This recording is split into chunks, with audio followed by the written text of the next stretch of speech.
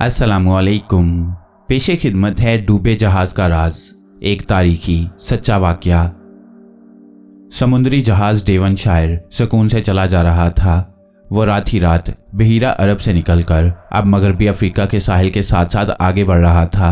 उसकी मंजिल इंग्लिस्तान थी। ये जहाज ईस्ट इंडिया कंपनी की मलकियत था और इसमें कंपनी के बड़े बड़े अमीर सौदागर, हिस्सेदार और उनकी औरतें और बच्चे सवार थे। ये जहाज़ कोई 150 फुट लंबा था और कंपनी का सबसे ताकतवर, मजबूत और तेज़ रफ्तार जहाज़ था। समुद्री डाकुओं का मुकाबला करने के लिए इसके अर्शे पर 40 तोपें लगी हुई थीं। इससे पहले कि हम कहानी शुरू करें, आपको हम ये बताना बहुत ज़रूरी समझते हैं कि यह ज़माना कौन सा था और ईस्ट इंडिया कंपनी कौन थी। आपने अपनी तारीख की किताबों में ये तो ज़रूर पढ़ा होगा कि पाक व हिंद पर अंग्रेज़ों ने 350 बरस के करीब हुकूमत की। अंग्रेज़ सबसे पहले पाक व हिंद में तजारत करने वाले सौदागरों के भेस में आए। उन्होंने मुग़ल बादशाह आलमगीर से इजाज़त लेकर मगरबी साहिल पर अपनी तजारती कोठियाँ बनाईं और यहाँ से औने पौने माल खरीद कर इंग्लिस्तान भेजना शुरू कर दिया। तिजारत के साथ ही साथ अंग्रेज़ों ने पाक व हिंद की सियासत में भी दखल देना शुरू कर दिया। कुछ वक्त गुजर जाने के बाद अंग्रेज़ों की सियासी जोड़ तोड़ और साजिशें मुग़ल दरबार तक पहुँच गईं। गद्दारों ने उनका साथ दिया और आज से करीबन 200 बरस पहले यानी सन 1770 तक अंग्रेज़ पाक व हिंद की सरजमीन पर कब्जा कर चुके थे और मुगलिया ख़ानदान की अजीमुशान हुकूमत सिमर सिमटा कर दिल्ली के लाल किले में दम तोड़ रही थी। अब अंग्रेज़ों ने धड़ाधड़ यहाँ से मालो दौलत, सोना, जवाहरात और इंतहाई कीमती नवादरात समुद्री जहाज़ों में भर भर कर इंग्लिस्तान रवाना करना शुरू कर दिए। इनमें मुग़ल बादशाहों के तख्तो ताज भी थे और शाहाने अवध और दक्कन की सल्तनत का लूटा हुआ बेशकीमत खजाना भी था। जहाज़ डेवनशायर भी ऐसा ही लूटा हुआ कीमती और अनमोल खजाना लेकर इंग्लिस्तान की तरफ जा रहा था। ये बहुत बड़ा जहाज़ था। ये ईस्ट इंडिया कंपनी का सबसे मजबूत और ताकतवर जहाज़ था। इसमें आरामदेह और खूबसूरत बेशुमार कैबिन थे और नहाने का एक तालाब भी था।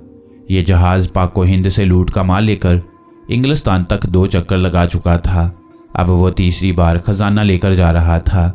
इस जहाज़ में करोड़ों रुपए का सोना, चांदी, हीरे जवाहरात, कीमती ताज, लालो याकूत, कम ख्वाब से भरे हुए संदूक और मुग़ल बादशाह शाहजहां का बनाया हुआ मशहूर ज़माना तख्ते ताउस भी था, जिसकी कीमत का अंदाज़ा उस दौर में 20 करोड़ रुपए लगाया गया था। जहाज़ मई सन 1772 में मद्रास की बंदरगाह से रवाना हुआ। मद्रास से इंग्लिस्तान तक उस ज़माने में बहरी जहाज़ 6 महीने का तवील सफ़र तय करने के बाद पहुंचा करते थे। इस सफ़र में जहाज़ों को समुद्री तूफ़ान के अलावा बहरी डाकुओं से भी मुकाबला करना पड़ता था। मई, जून और जुलाई अगस्त के महीनों में समुंदर चढ़ाव पर होता है और उसमें बड़े तूफ़ान आया करते हैं। मगर जहाज़ डेवनशायर चूँकि बहुत बड़ा जहाज़ था और इससे पहले वो इस किस्म के मौसमों में कई बार समुंदर में सफ़र कर चुका था, इसलिए जहाज़ के कप्तान को बिल्कुल फ़िक्र नहीं थी। बहरी डाकुओं से मुकाबला करने के लिए जहाज़ में बड़ी बड़ी तोपें लगी हुई थीं। इस एतबार से जहाज़ का कप्तान और सफ़र करने वाले सौदागर बड़े खुश और मुतमईन थे। उन्हें यकीन था कि वो करोड़ों रुपए के खजाने के साथ खैरियत से वतन वापस पहुंच जाएंगे। लेकिन एक अजीब बात थी कि जिस वक्त जहाज़ मद्रास के साहिल से रवाना हुआ तो मुसाफिर कुछ परेशान से थे। जहाज़ के मुलाजिम भी अपने अंदर एक ऐसी बेचैनी महसूस कर रहे थे जो इससे पहले उन्होंने कभी महसूस नहीं की थी। कुछ सौदागरों ने कप्तान से कहा भी कि सफ़र का इरादा 1 माह के लिए मुलतवी कर दिया जाए, मगर कप्तान ने कहा सफ़र मुलतवी नहीं किया जाएगा। जो मुसाफिर जहाज़ में सवार होना नहीं चाहता वो उतर जाए। इस 2 टोक जवाब से मुसाफिर खामोश हो गए और फिर ये सोचकर मुतमईन से हो गए कि जहाज़ बहुत बड़ा है, कई बार इंग्लिस्तान का चक्कर लगा चुका है और जहाज़ का कप्तान भी तजुर्बाकार है। जहाज़ के कप्तान का नाम जॉनसन था। वो उधेड़ उम्र, कट्ठे हुए जिस्म वाला एक मजबूत आदमी था। उसकी दाढ़ी भूरी और शाने चौड़े थे। बदन मौसमों की मार खा खा कर सख्त हो गया था। वो हंसमुख, मिलनसार और हौसलामंद आदमी था, लेकिन इसके साथ ही साथ वो अपने मुलाजमों के साथ बड़ी सख्ती से भी पेश आता था। ज़रा सी गफलत भी बर्दाश्त नहीं कर सकता था। किसी मुलाजिम से कोई गलती हो जाती तो उसे बेदरेग हंटरों से पीटने लगता। यही वजह थी कि उस जहाज़ का सारा अमला बड़ा फ़र्ज शनास, चौकस और चाको चौबंद था। जहाज़ पर बड़ी सफाई रहती, खाना वक्त पर तकसीम होता, मुसाफिरों को नहाने के लिए ताज़ा पानी मिलता। किसी मुसाफिर को ज़रा सी भी तकलीफ़ होती तो फ़ौरन डॉक्टर पहुंच जाता और तकलीफ़ दूर कर दी जाती। सारे का सारा खजाना जहाज़ के निचले हिस्से में लोहे के कमरे में बंद था। ये खजाना बड़े बड़े संदूकों में मकफल था, जिस पर हर सौदागर का नाम और पता दर्ज था। अभी तक ये खजाना अंग्रेजी हुकूमत की मलकियत में नहीं आया था। इसके मालिक ईस्ट इंडिया कंपनी के वो सौदागर थे जिन्होंने ये खजाना चालबाजी, धोखे और अय्यारी से लूटा था, और जो जहाज पर सफर कर रहे थे उनका इरादा ये था कि वलायत जाकर ये खजाना हुकूमत के हाथ भारी रकम के इवज़ फरोख्त कर दिया जाए और इस तरह करोड़ों रुपए कमाकर बाकी उम्र आराम व ऐश से बसर की जाए। कुदरत उनके इन इरादों पर मुस्कुरा रही थी। कुदरत को कुछ और ही मंजूर था। जहाज को सफर पर रवाना हुए 1 महीना गुजर गया था। किसी के वहम गुमान में भी यह बात नहीं थी कि उन्हें थोड़े ही दिनों बाद किस कदर खौफनाक बलाओं का सामना करना पड़ने वाला है। दिन को जहाज पर हर तरफ चहल पहल होती। अरशे पर मुसाफिर रंग बिरंग की बड़ी बड़ी छतरियां लगाकर उनके साए में आराम करते। औरतें और बच्चे इधर उधर टहलते फिरते। जहाज के बावर्ची खाने में सैकड़ों मुसाफिरों के लिए किस्म किस्म के खाने तैयार हो रहे थे।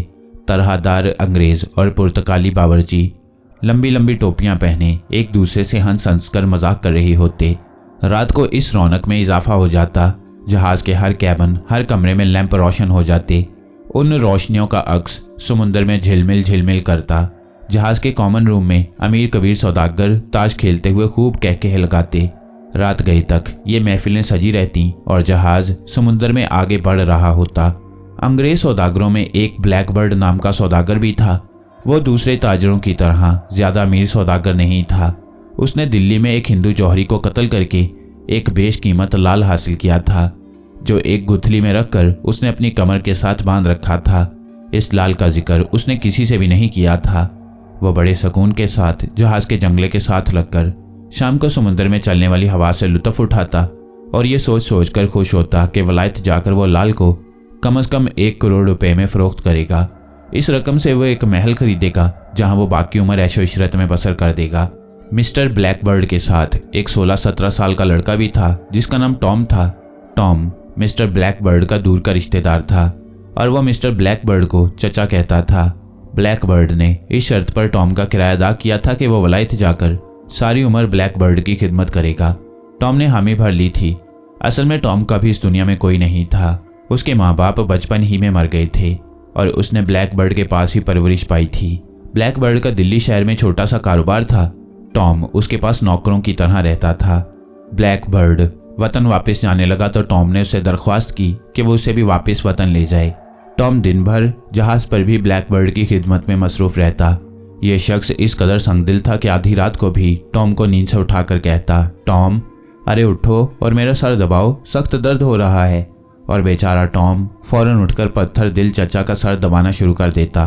टॉम की सारी उम्र खिदमत में गुजरी थी। उसने आंख खोली तो अपनी माँ को बाप की खिदमत करते देखा। माँ का इंतकाल हुआ तो टॉम की परवरिश उसकी खाला ने अपने जिम्मे ले ली, क्योंकि उसका बाप साल में 12 महीने बाहर रहता था। खाला के इंतकाल के बाद टॉम चचा ब्लैकबर्ड के पास आ गया और फिर एक रोज़ उसे यह खबर मिली कि उसका बाप ब्राज़ील के जंगलों में मर गया है। टॉम अपने बाप को याद करके बहुत रोया, मगर सब्र करने के सिवा वो कुछ कर भी ना सकता था।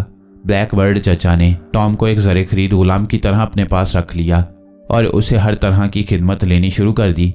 ब्लैकबर्ड यूं तो बड़ा खामोश तबा आदमी था और जहाज़ पर भी वो ज़्यादा किसी से घुल मिलकर बात ना करता था, लेकिन अंदर से वो बड़ा गहरा और साजिश परस्त हासिद आदमी था।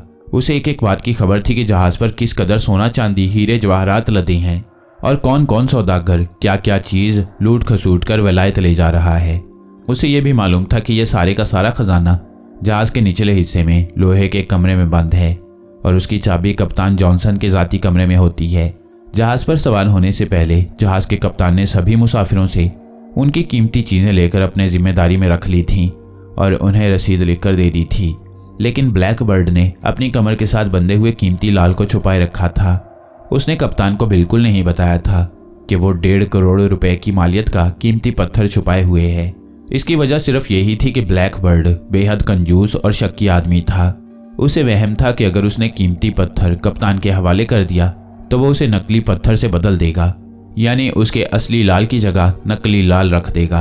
अपना खजाना तो उसने अपनी कमर के साथ बांध रखा था, जिसकी सिवाय उसके और किसी को खबर न थी, लेकिन इसके साथ ही साथ वो दूसरों के खजानों पर भी बुरी नज़र रखे हुए था।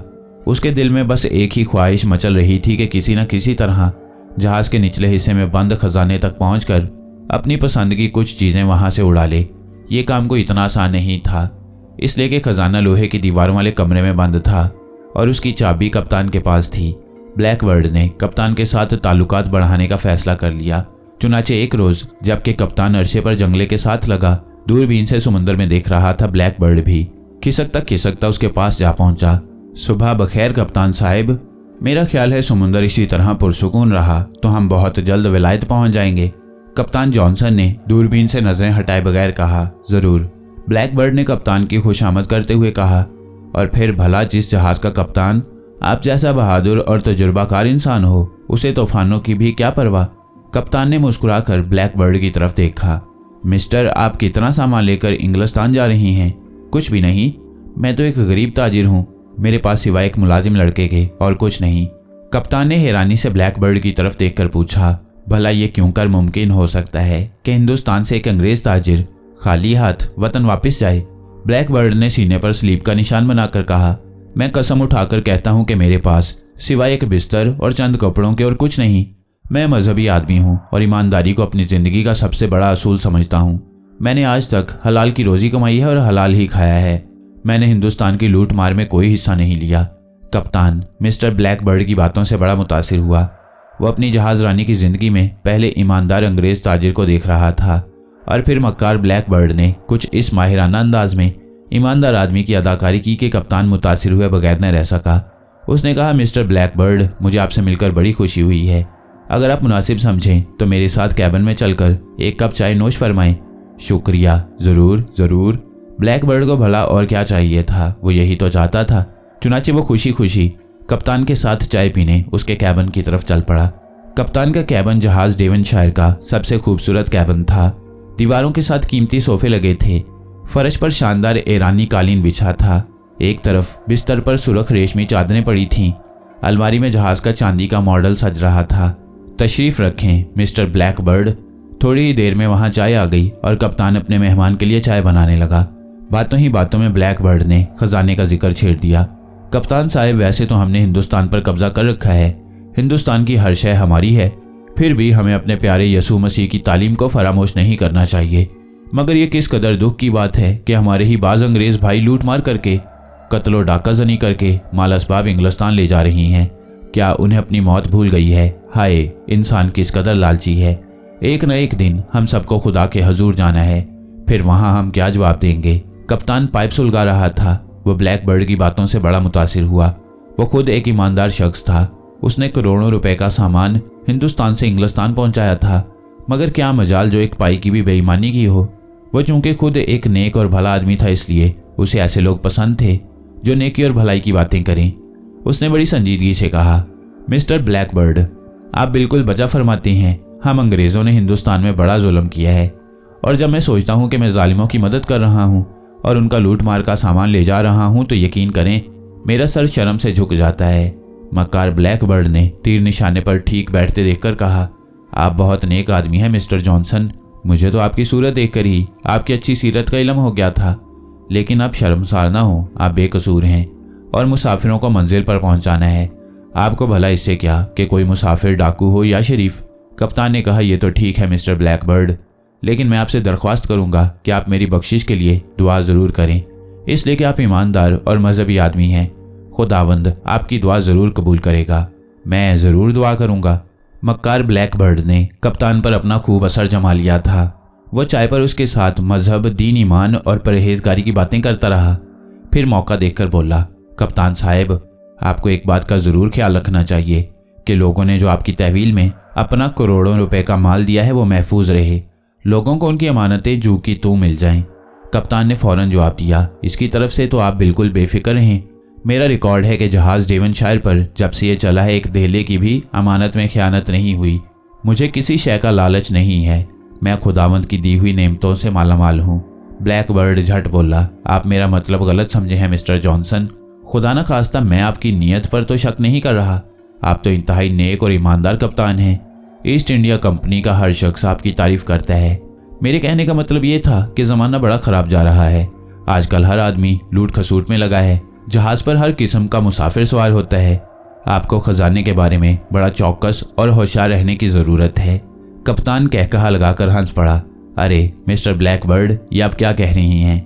मेरी सारी उम्र समुद्री जहाज़ों में किस्म किस्म के मुसाफिरों के साथ सफ़र करते गुजरी है। मैं तो इंसान को एक ही नज़र में पहचान लेता हूँ कि ये कौन है, कहाँ जा रहा है और किस इरादे से सफ़र कर रहा है। इसमें कोई शक नहीं कप्तान साहब, लेकिन इस दुनिया में ऐसे लोग भी हैं जो आंखों में धूल झोंक कर निकल जाती हैं और किसी को कानो कान खबर नहीं होती। ये बताएं कि आप खजाने की हिफाजत की तरफ से मुतमईन हैं? क्यों नहीं, खजाना जहाज के तय खाने में जिस कमरे में बंद है उसकी दीवारें और छत लोहे का है। उसमें जो ताला लगा है उसे सिवाय मेरे और कोई नहीं खोल सकता। आपका मतलब है कि उसमें नंबरों वाला ताला लगा है? अरे नहीं मिस्टर ब्लैकबर्ड, नंबर वाला ताला तो किसी न किसी नंबर पर खुल ही जाता है। उस कमरे में जो ताला लगा है उसकी चाबी एक खास बटन घुमाने से खुलती है। अय्यार ब्लैकबर्ड ने फौरन कहा, कप्तान साहब, हमने ऐसी भी कई चाबियां देखी हैं। कप्तान जोश में आकर उठा। उसने कोने वाली अलमारी खोलकर एक आहनी डब्बी बाहर निकाली और उसे लेकर ब्लैकबर्ड के सामने आ गया। ये देखिए, इसमें वो चाबी है। और इसके साथ ही कप्तान ने डब्बी के बाएं पहलू में उंगली से एक हल्का सा ठोका दिया। डब्बी का ढकना खुल गया। कप्तान ने डब्बी के अंदर से एक चाबी निकालकर ब्लैकबर्ड को दिखाई। यह है जनाब वो खास चाबी। अब आप इसे ले जाकर नीचे खजाने के कमरे के ताले में लगा दें और मुझे खोल कर दिखाएं। मैं कहता हूं आप सारा दिन इसे घुमाते रहें, ताला हरगिज नहीं खुलेगा। ब्लैकबर्ड ने गर्म लोहे पर चोट मारते हुए कहा, और आखिर ताला खुलेगा कैसे? ये देखिए, ये जब तक आप ये बटन नहीं घुमाएंगे ताला हरगिज हरगिज नहीं खुलेगा। इसके साथ ही कप्तान ने जल्दी से कुंजी डब्बी में डाल दी और फिक्रमंद सा होकर बोला, मुझे चाबी का राज असूली तौर पर आपको नहीं बताना चाहिए था, लेकिन खैर आपने एक और भले आदमी हैं। ब्लैकबर्ड ने बड़ी गैर दिलचस्पी से कहा, कप्तान साहब आप बेफिक्र हैं, बल्कि यूं समझे कि आपने चाबी का राज एक पत्थर के टुकड़े को बताया है। मुझे ना आपकी चाबी से कोई गरज है और ना खजाने से कोई वास्ता। मैं तो एक दरवेश और फकीर आदमी हूँ, सारी उम्र हिंदुस्तान में रहा और आज खाली हाथ महज एक गुलाम और 2 जोड़े कपड़ों के साथ वापस वतन जा रहा हूँ। कप्तान ने मुस्कुरा कर कहा, शायद इसीलिए मैंने चाबी का राज आपको बता दिया है। आपके लिए और चाय बनाऊं?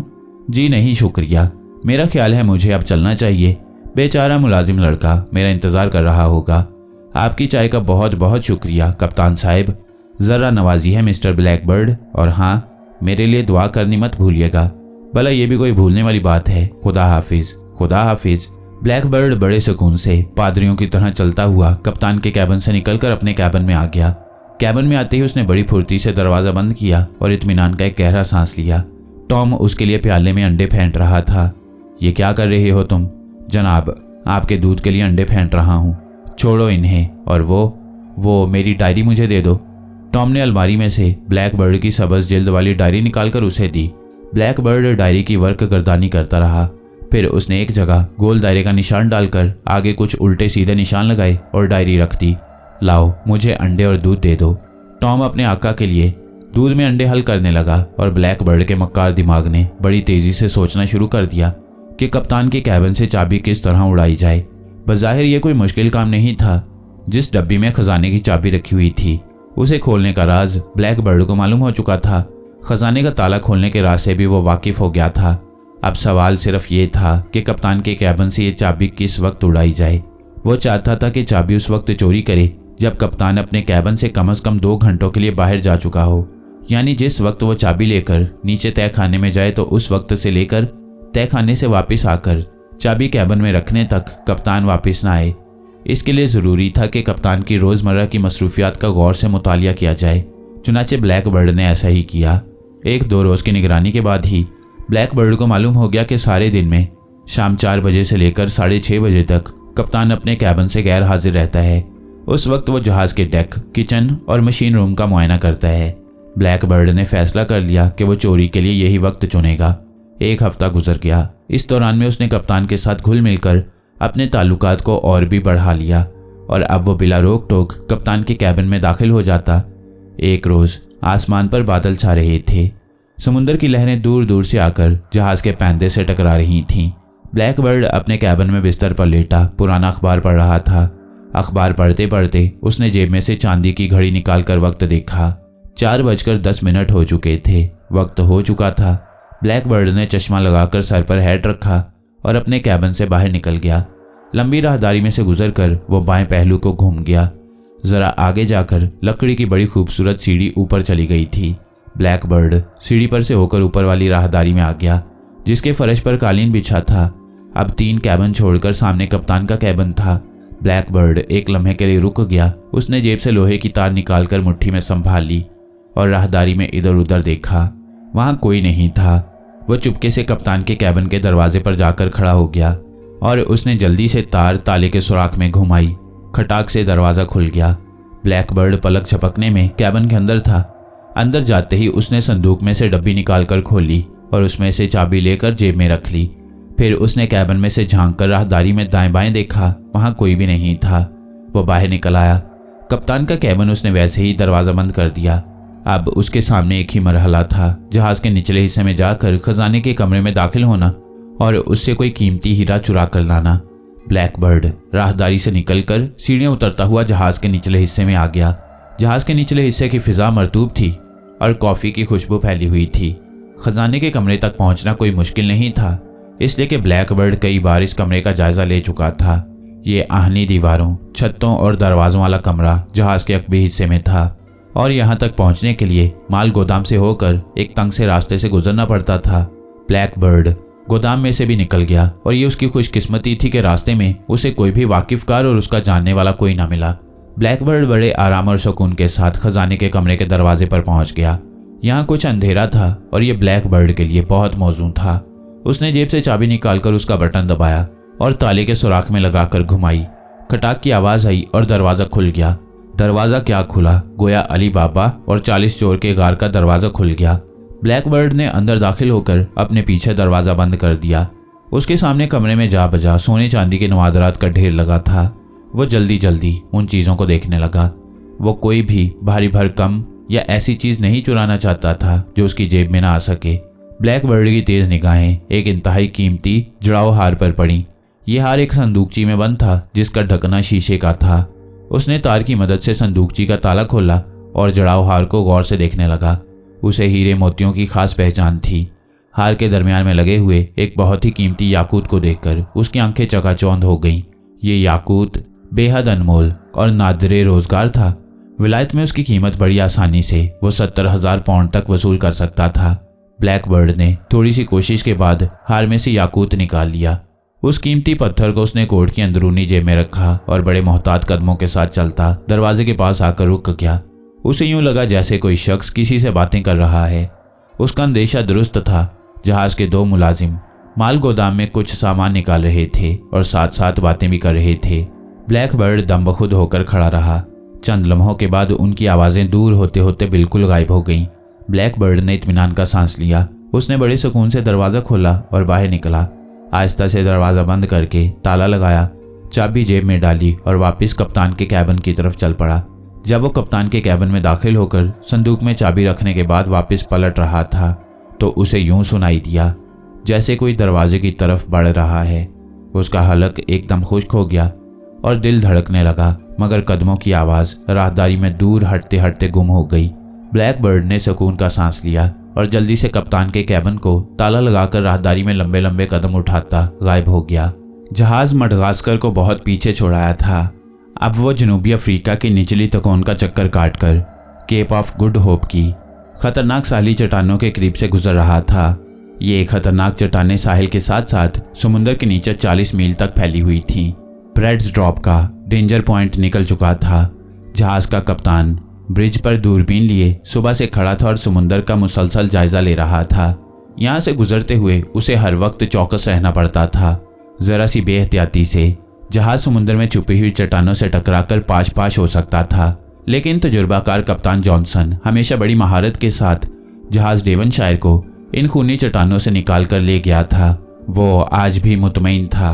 उसे अपने तजुर्बे और महारत पर पूरा भरोसा था। ब्लैकबर्ड भी टॉम के साथ अरशे के जंगले के साथ लगा दूर केप टाउन के साहिल की स्याह लकीर को देख रहा था। जहाज के दूसरे मुसाफिर भी वहां खड़े जायजा ले रहे थे। उन सबको इल्म था कि वो एक इंतहाई खतरनाक समुद्री खाड़ी को अबूर कर रहे थे।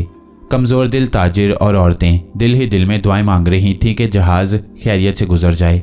टॉम के सुनहरी बाल समुद्र की हवा में उसके माथे पर लहरा रहे थे। ब्लैकबर्ड के चेहरे पर फातिहाना चमक थी। कीमती याकूत उसकी थैली में अनमोल लाल के साथ उसकी कमर में बंधा था। याकूत की चोरी का किसी को बिल्कुल इल्म नहीं हुआ था और हो भी कैसे सकता था। कोई खजाने के आहनी कमरे की जांच पड़ताल करता तो हकीकत सामने आती। दोपहर का वक्त था। आसमान बिल्कुल साफ था। समुद्र में हल्की हल्की मौजें उठ रही थीं। हवा बड़े सुकून से चल रही थी। कप्तान दूरबीन आंखों से लगाए ब्रिज पर खड़ा था और साथ साथ जहाज के इंजीनियर को अहकाम दे रहा था। कप्तान के हुक्म के मुताबिक एक तनोमंद इंजीनियर जहाज की चरखी को कभी दाएं और कभी बाएं घुमा रहा था। जहाज के फूले हुए बादबानों में से कुछ बादबानों को लपेट दिया गया था। जहाज साइमन स्टोन के इलाके से निकलकर अब कॉन्स्टेंटीन के हल्के में से गुजर रहा था। अचानक कप्तान ने चिल्लाकर कहा, नॉर्थ वेस्ट 30 डिग्री, और उसके ऑर्डर के साथ ही जहाज 3 दर्जे का जाविया बनाते हुए शुमाल मगरिब की तरफ घूम गया।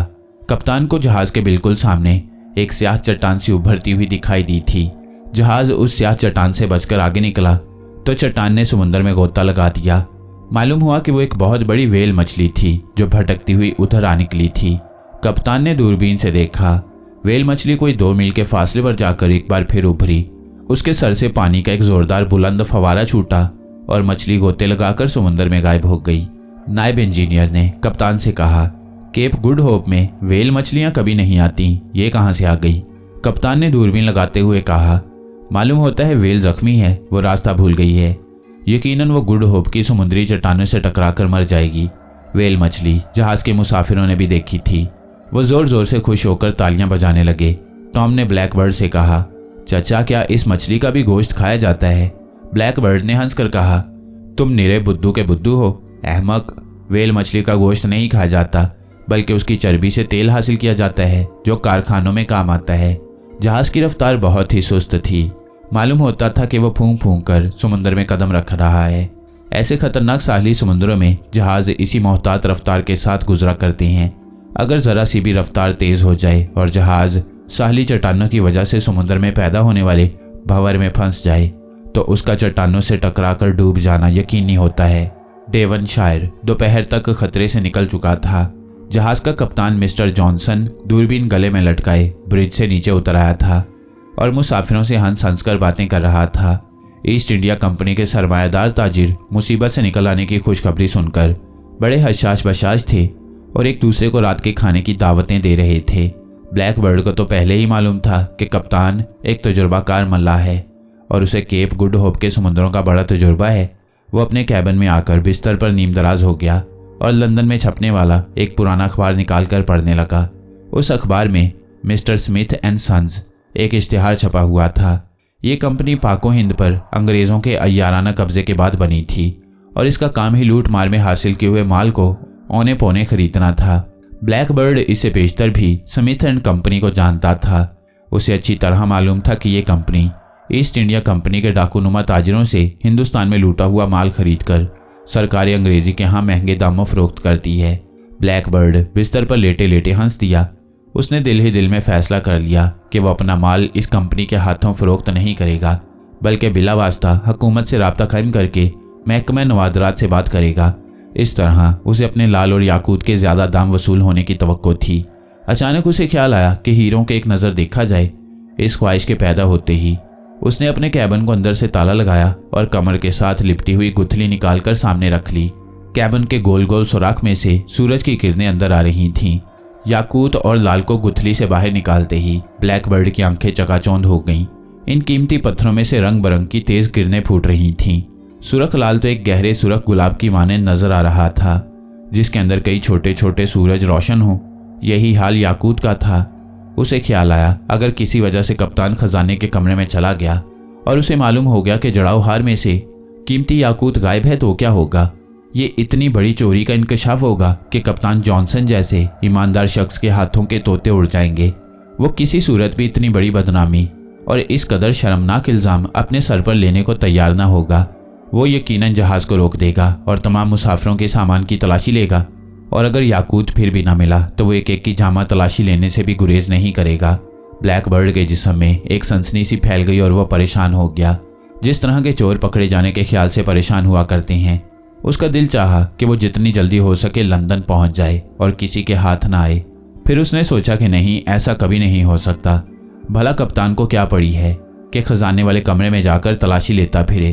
ठक ठक ठक, ब्लैकबर्ड का दिल उछलकर हलक के करीब आ गया। दरवाजे पर कोई दस्तक दे रहा था। उसने बड़ी फुर्ती के साथ कीमती पत्थरों को दोबारा गुथली में बंद करके अपनी कमर के साथ बांधा और उठकर दरवाज़ा खोल दिया। टॉम एक रुक्का लेकर अंदर आया। चचा जान, ये खत कप्तान साहब ने दिया है। ब्लैक बर्ड का दिल जोर से धड़कने लगा। उसके माथे पर पसीना आ गया। उसने धड़कते दिल के साथ और कांपती उंगलियों से खत खोला और पढ़ने लगा।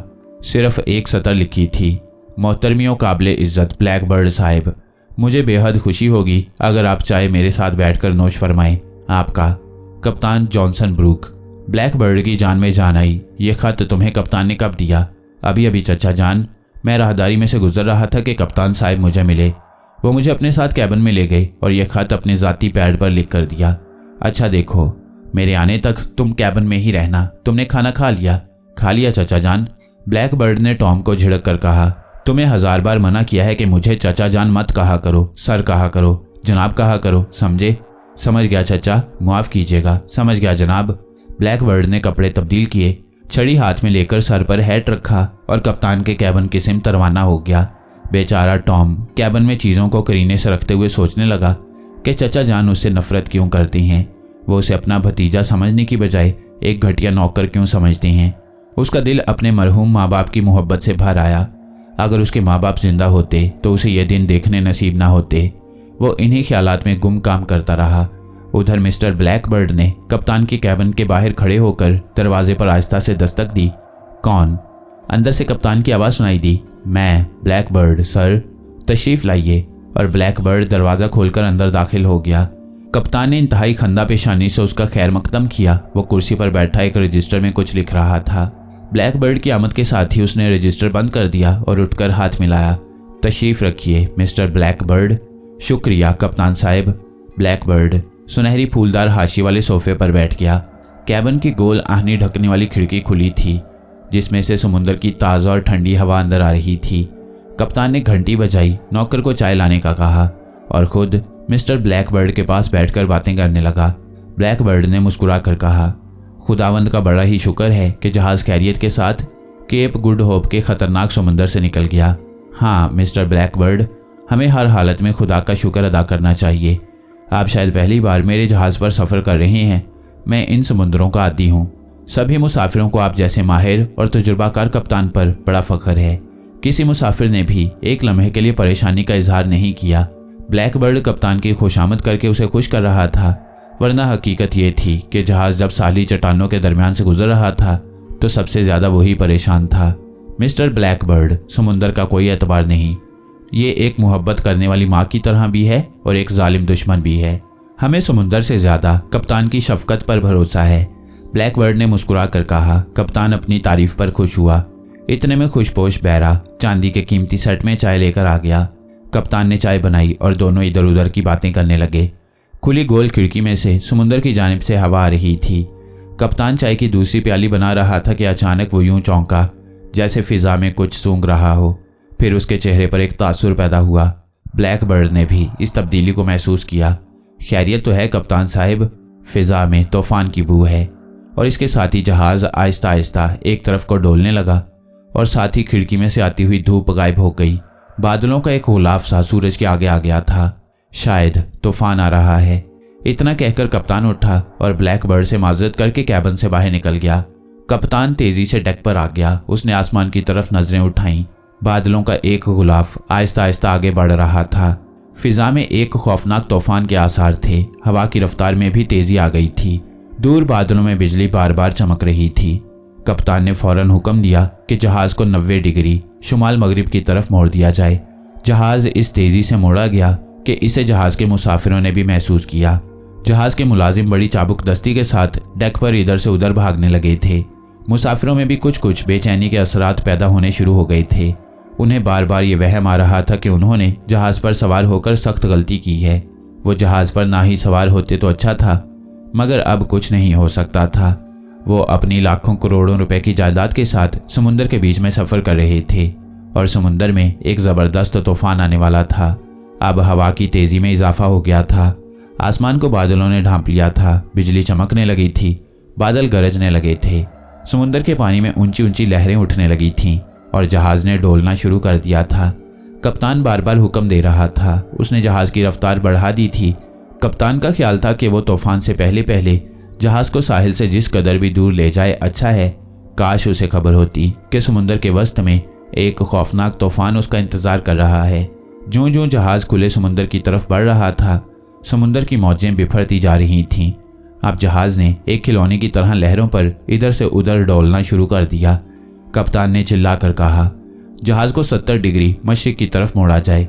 और इस नए हुक्म के साथ ही जहाज ने खुले समुद्र से मुंह मोड़कर जनूबी अफ्रीका के मगरबी साहिल की तरफ बढ़ना शुरू कर दिया। कप्तान ने खुले समुद्र में जाकर लंगर अंदाज होने का ख्याल तर्क कर दिया था। अब उसका ख्याल था कि वो जितनी जल्दी हो सके साहिल के करीब पहुंचकर किसी चट्टान के साथ जहाज को लंगर अंदाज कर दे और कश्तियों के जरिए जितना भी मुमकिन हो सके लोगों के खजाने को साहिल तक पहुंचा दे। उसके साल तजुर्बे ने उसे बता दिया था कि यह तूफान मौसम का सबसे बड़ा तूफान है और जहाज को शदीद नुकसान पहुंचने का खतरा है। जहाज आहिस्ता आहिस्ता साहिल की तरफ बढ़ रहा था। आसमान को बादलों ने ढांप रखा था और दूर साहिल की स्याह लकीर दिखाई दे रही थी। मुसाफिरों में अब बेचैनी खुलकर सामने आ गई थी। अमीर ताजिर मुसाफिर बेहद परेशान हो रहे थे। उन्हें अपने बाल बच्चों की फिक्र भी थी और ज़्यादा करोड़ों रुपए के ज़रो जवाहरात और सोने चांदी के खजाने की फिक्र थी जिसे वो हिंदुस्तान से लूटकर अपने साथ ले जा रहे थे। ब्लैकबर्ड पर भी परेशानी तारी थी और वह कभी अपने कैबिन में आता और कभी डेक पर खड़े होकर समुद्र में उभरती हुई बड़ी बड़ी लहरों का जायजा लेता। कप्तान उस वक्त बेहद मसरूफ़ था, वरना ब्लैकबर्ड चाहता था कि कप्तान से मिलकर तूफान की शिद्दत और नौयत के बारे में कुछ दरियाफ्त करे। वैसे ब्लैकबर्ड खुद भी अंदाज़ा लगा चुका था कि तूफान शदीद आ रहा है और जहाज़ को सख्त खतरा लाहिक है। टॉम जहाज़ के वस्त में लंगर फेंकने वाली मशीन के पास खड़ा खौफजदा निगाहों से आहिस्ता आहिस्ता बढ़ते हुए तूफान को देख रहा था। अब समुद्र में बड़ी बड़ी लहरें पैदा होने लगी थीं। ये मौजें दूर दूर से उमड़ उमड़ कर आती और जहाज से टकरा कर उसे खिलौने की तरह परे फेंक देती। बादलों में एक मुहीब कड़क पैदा हुई और इसके साथ ही मूसलाधार बारिश शुरू हो गई। जहाज के मुलाजिम भाग दौड़ में लगे थे। पानी की एक बहुत ऊंची लहर दूर से झाग उड़ाती हुई आई और बहुत जोर के साथ जहाज से टकरा गई। उसकी शदीद टक्कर से जहाज खिलौने की तरह उछलकर टेढ़ा हो गया और एक तरफ को झुक गया। औरतों के मुंह से बेख्तियार चीखें निकल गईं और मुसाफिरों के चेहरे जर्द पड़ गए। कप्तान जॉनसन भी बेहद परेशान था, मगर उसने अपनी परेशानी पर काबू पा रखा था और बड़ी जिम्मेदारी और मेहनत के साथ जहाज को हर मुमकिन तरीके से बचाने की जद्दोजहद में मसरूफ़ था। अपनी समुद्री ज़िंदगी में वो कभी इतना परेशान नहीं हुआ था। उसकी वजह यह थी कि कप्तान को महसूस हो रहा था कि यह तूफ़ान बेहद खौफनाक है। इससे बड़े तूफ़ान से उसे अपनी ज़िंदगी में कभी वास्ता नहीं पड़ा था।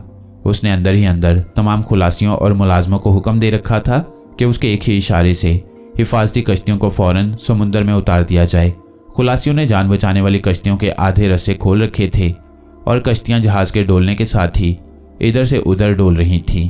मुसाफिरों में बदहवासी फैल गई थी। हर कोई जान बचाने के लिए हिफाजती तदाबीर के बारे में गौर करने लगा था। बादल ज़ोर ज़ोर से गरज रहे थे, बिजली बार बार कड़क रही थी, मूसलाधार बारिश हो रही थी। हवा ने अब तेज़ आंधी की शक्ल इख्तियार कर ली थी। तूफान के शोर में मुसाफिरों की आवाज़ें दब गई थीं। समुद्र में ज़बरदस्त सैलाब आ गया था। पहाड़ पहाड़ जैसी लहरें दूर दूर से आती और जहाज़ को उछालकर फेंक देती। कप्तान जहाज़ को बड़ी मुश्किल से काबू में किए हुए था, लेकिन उस पर यह खुली हकीकत वाज़ेह हो गई थी कि अब कोई मौजज़ा ही रूनमा हो तो वह जहाज़ को साहिल तक पहुंचा सकता है, वरना इस खतरनाक तूफान से बच निकलना मुहाल नजर आता है। उसने मुसाफिरों को हुक्म दिया कि वो सब अपने अपने कैबिनों में चले जाएं और अरसे पर इधर उधर भाग दौड़ कर उसके काम में रुकावट न डालें। आपको घबराने की ज़रूरत नहीं, समुद्र के इस हिस्से में अक्सर तूफान आया करते हैं। आप बिल्कुल परेशान ना हो। खुदावंद ने चाहा तो जल्द ही हम साहिल पर पहुंच जाएंगे। मगर होता यह था कि जहाज़ जितना साहिल के करीब होता, समुद्र की तूफानी लहरें उसे उतना ही साहिल से दूर ले जा रही थीं। कप्तान के बार बार हुक्म देने पर मुसाफिर अरसे से हटकर अपने अपने कैबिनों में चले गए। वो बेहद परेशान थे और बाज तो घुटनों के बल झुककर दुआएं मांग रहे थे। औरतों ने बच्चों को अपने साथ लगा लिया था। बच्चों के चेहरों पर भी हवाइयाँ उड़ रही थीं। उन्होंने रोना शुरू कर दिया था और माएँ उन्हें चुप कराने की नाकाम कोशिशें कर रही थीं। ब्लैकबर्ड भी अपने कैबिन में परेशानी के आलम में बिस्तर पर लेटा खुदा से दुआएं मांग रहा था। टॉम कोने में गिरे हुए बर्तनों को उठा उठाकर अलमारी में बंद कर रहा था। उसे भी चक्कर आ रहे थे। वो बड़ी मुश्किल से अपने आप को संभाले हुए था। ब्लैकबर्ड ने चीख कर कहा, अलमारी से मुझे ब्रांडी निकाल कर दो, मेरा सर चक्करों से पागल हुआ जा रहा है। टॉम ने अलमारी खोलकर ब्रांडी निकाली और बड़ी मुश्किल से एक गिलास में डालकर उसे दी। ब्लैकबर्ड एक ही सांस में सारा गिलास पी गया। फिर वो उठकर कैबिन में इधर उधर टहलने लगा। इस तरह भी उसे चैन ना आया तो वह बिस्तर पर अकड़ों बैठ गया। कमबख्त, इस तूफान को भी अभी आना था। टॉम ने चेहरे पर जबरदस्ती शगुफ्तगी पैदा करते हुए कहा, सर घबराइए नहीं, कप्तान साहब बड़े लायक आदमी हैं। वो जहाज को तूफान में से निकाल कर ले जाएंगे। ये सब झूठ है। ये तूफान कप्तान के बस का रोग नहीं है। फिर ब्लैक बर्ड ने अचानक टॉम की तरफ देखकर कहा, इधर आओ टॉम। टॉम उसके करीब आ गया। ब्लैक बर्ड ने उसकी आंखों में आंखें डालकर कहा, टॉम अगर जहाज डूब गया तो हम कहाँ जाएंगे? टॉम ने अरशे पर बंधी हुई कश्तियां देख रखी थीं। उसने झट कहा कि हम जान बचाने वाली कश्तियों में सवार होकर साहिल पर पहुंच जाएंगे। लेकिन ब्लैक बर्ड को मालूम था कि जहाज पर मुसाफिरों की तादाद इतनी ज़्यादा है कि सारे के सारे मुसाफिर कश्तियों में ना आ सकेंगे। फिर भी उसने सोचा कि कुछ भी हो, ख्वाह उसे टॉम को यहीं छोड़ना पड़े, वो किसी न किसी तरह कश्ती में सवार होकर साहिल तक पहुंच जाएगा। बिफरे हुए तूफान में उलझकर कश्ती डूब गई तो वो क्या करेगा? उसकी तो सारी उम्र की कमाई, लाल और कीमती याकूत उसके साथ ही समुद्र में डूब जाएंगे। फिर उसने ख्याल ही ख्याल में देखा कि उसकी कश्ती एक चट्टान से टकराकर पाँच पाँच हो गई है और वो पानी में गोते खा रहा था। ब्लैक बर्ड का सांस रुकने लगा। उसने टॉम के शानों को झिंझोड़ कर कहा, नहीं नहीं टॉम, हम जिंदा रहेंगे, हम समुद्र में नहीं डूबेंगे, हम समुद्र में नहीं डूबेंगे। अचानक बादल जोर से गरजा और एक पहाड़ जैसी लहर बड़े क़यामत खेज शोर के साथ जहाज से टकराई और जहाज एक तरफ को झुक गया। जहाज का सारा सामान और बर्तन फर्श पर गिर पड़े। टॉम ने कुर्सी को थाम लिया। ब्लैक बर्ड के मुंह से चीख निकल गई। दूसरी लहर आई और जहाज को दूसरी तरफ उछाल कर निकल गई। अब जहाज पूरी तरह तूफान के खूनी पंजे में जकड़ा गया था। अरसे पर मुसाफिर परेशानी के आलम में निकल आए थे। कप्तान ब्रिज पर खड़ा चीख चीख कर मुलाजमों को हुक्म दे रहा था। सबसे बड़ी परेशान कुन बात यह थी कि जहाज बड़ी तेजी के साथ भटकता हुआ उन साली चट्टानों की तरफ बढ़ रहा था जिनसे टकरा कर कई जहाज तबाह हो गए थे।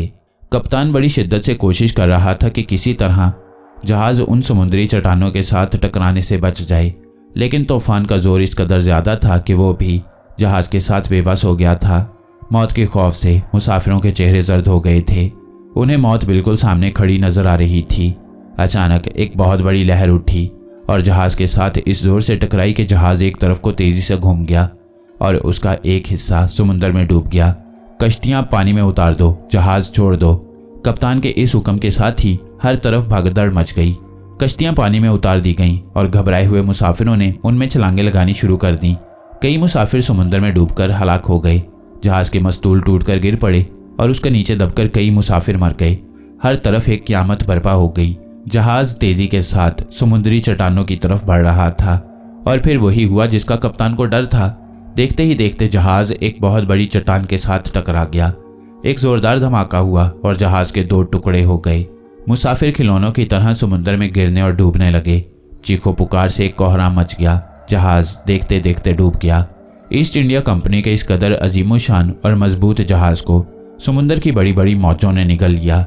अब सतह समुद्र पर सिर्फ दो कश्तियां थीं जो तूफानी मौजों पर डोलती हुई साहिल की तरफ बढ़ रही थीं और फिर देखते ही देखते दो कश्तियां एक चट्टान से टकराकर पाँच पाँच हो गईं।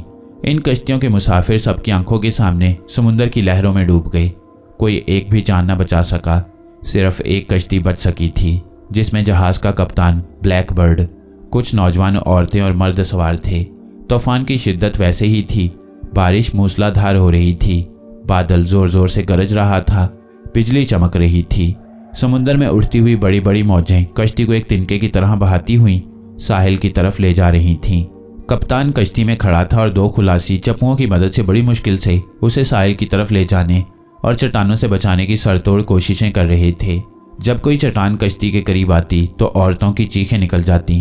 एक बूढ़ा मुसाफिर अपने आप को संभालते संभालते समुद्र में गिर पड़ा और तूफानी लहरें उसे दूर ले गईं।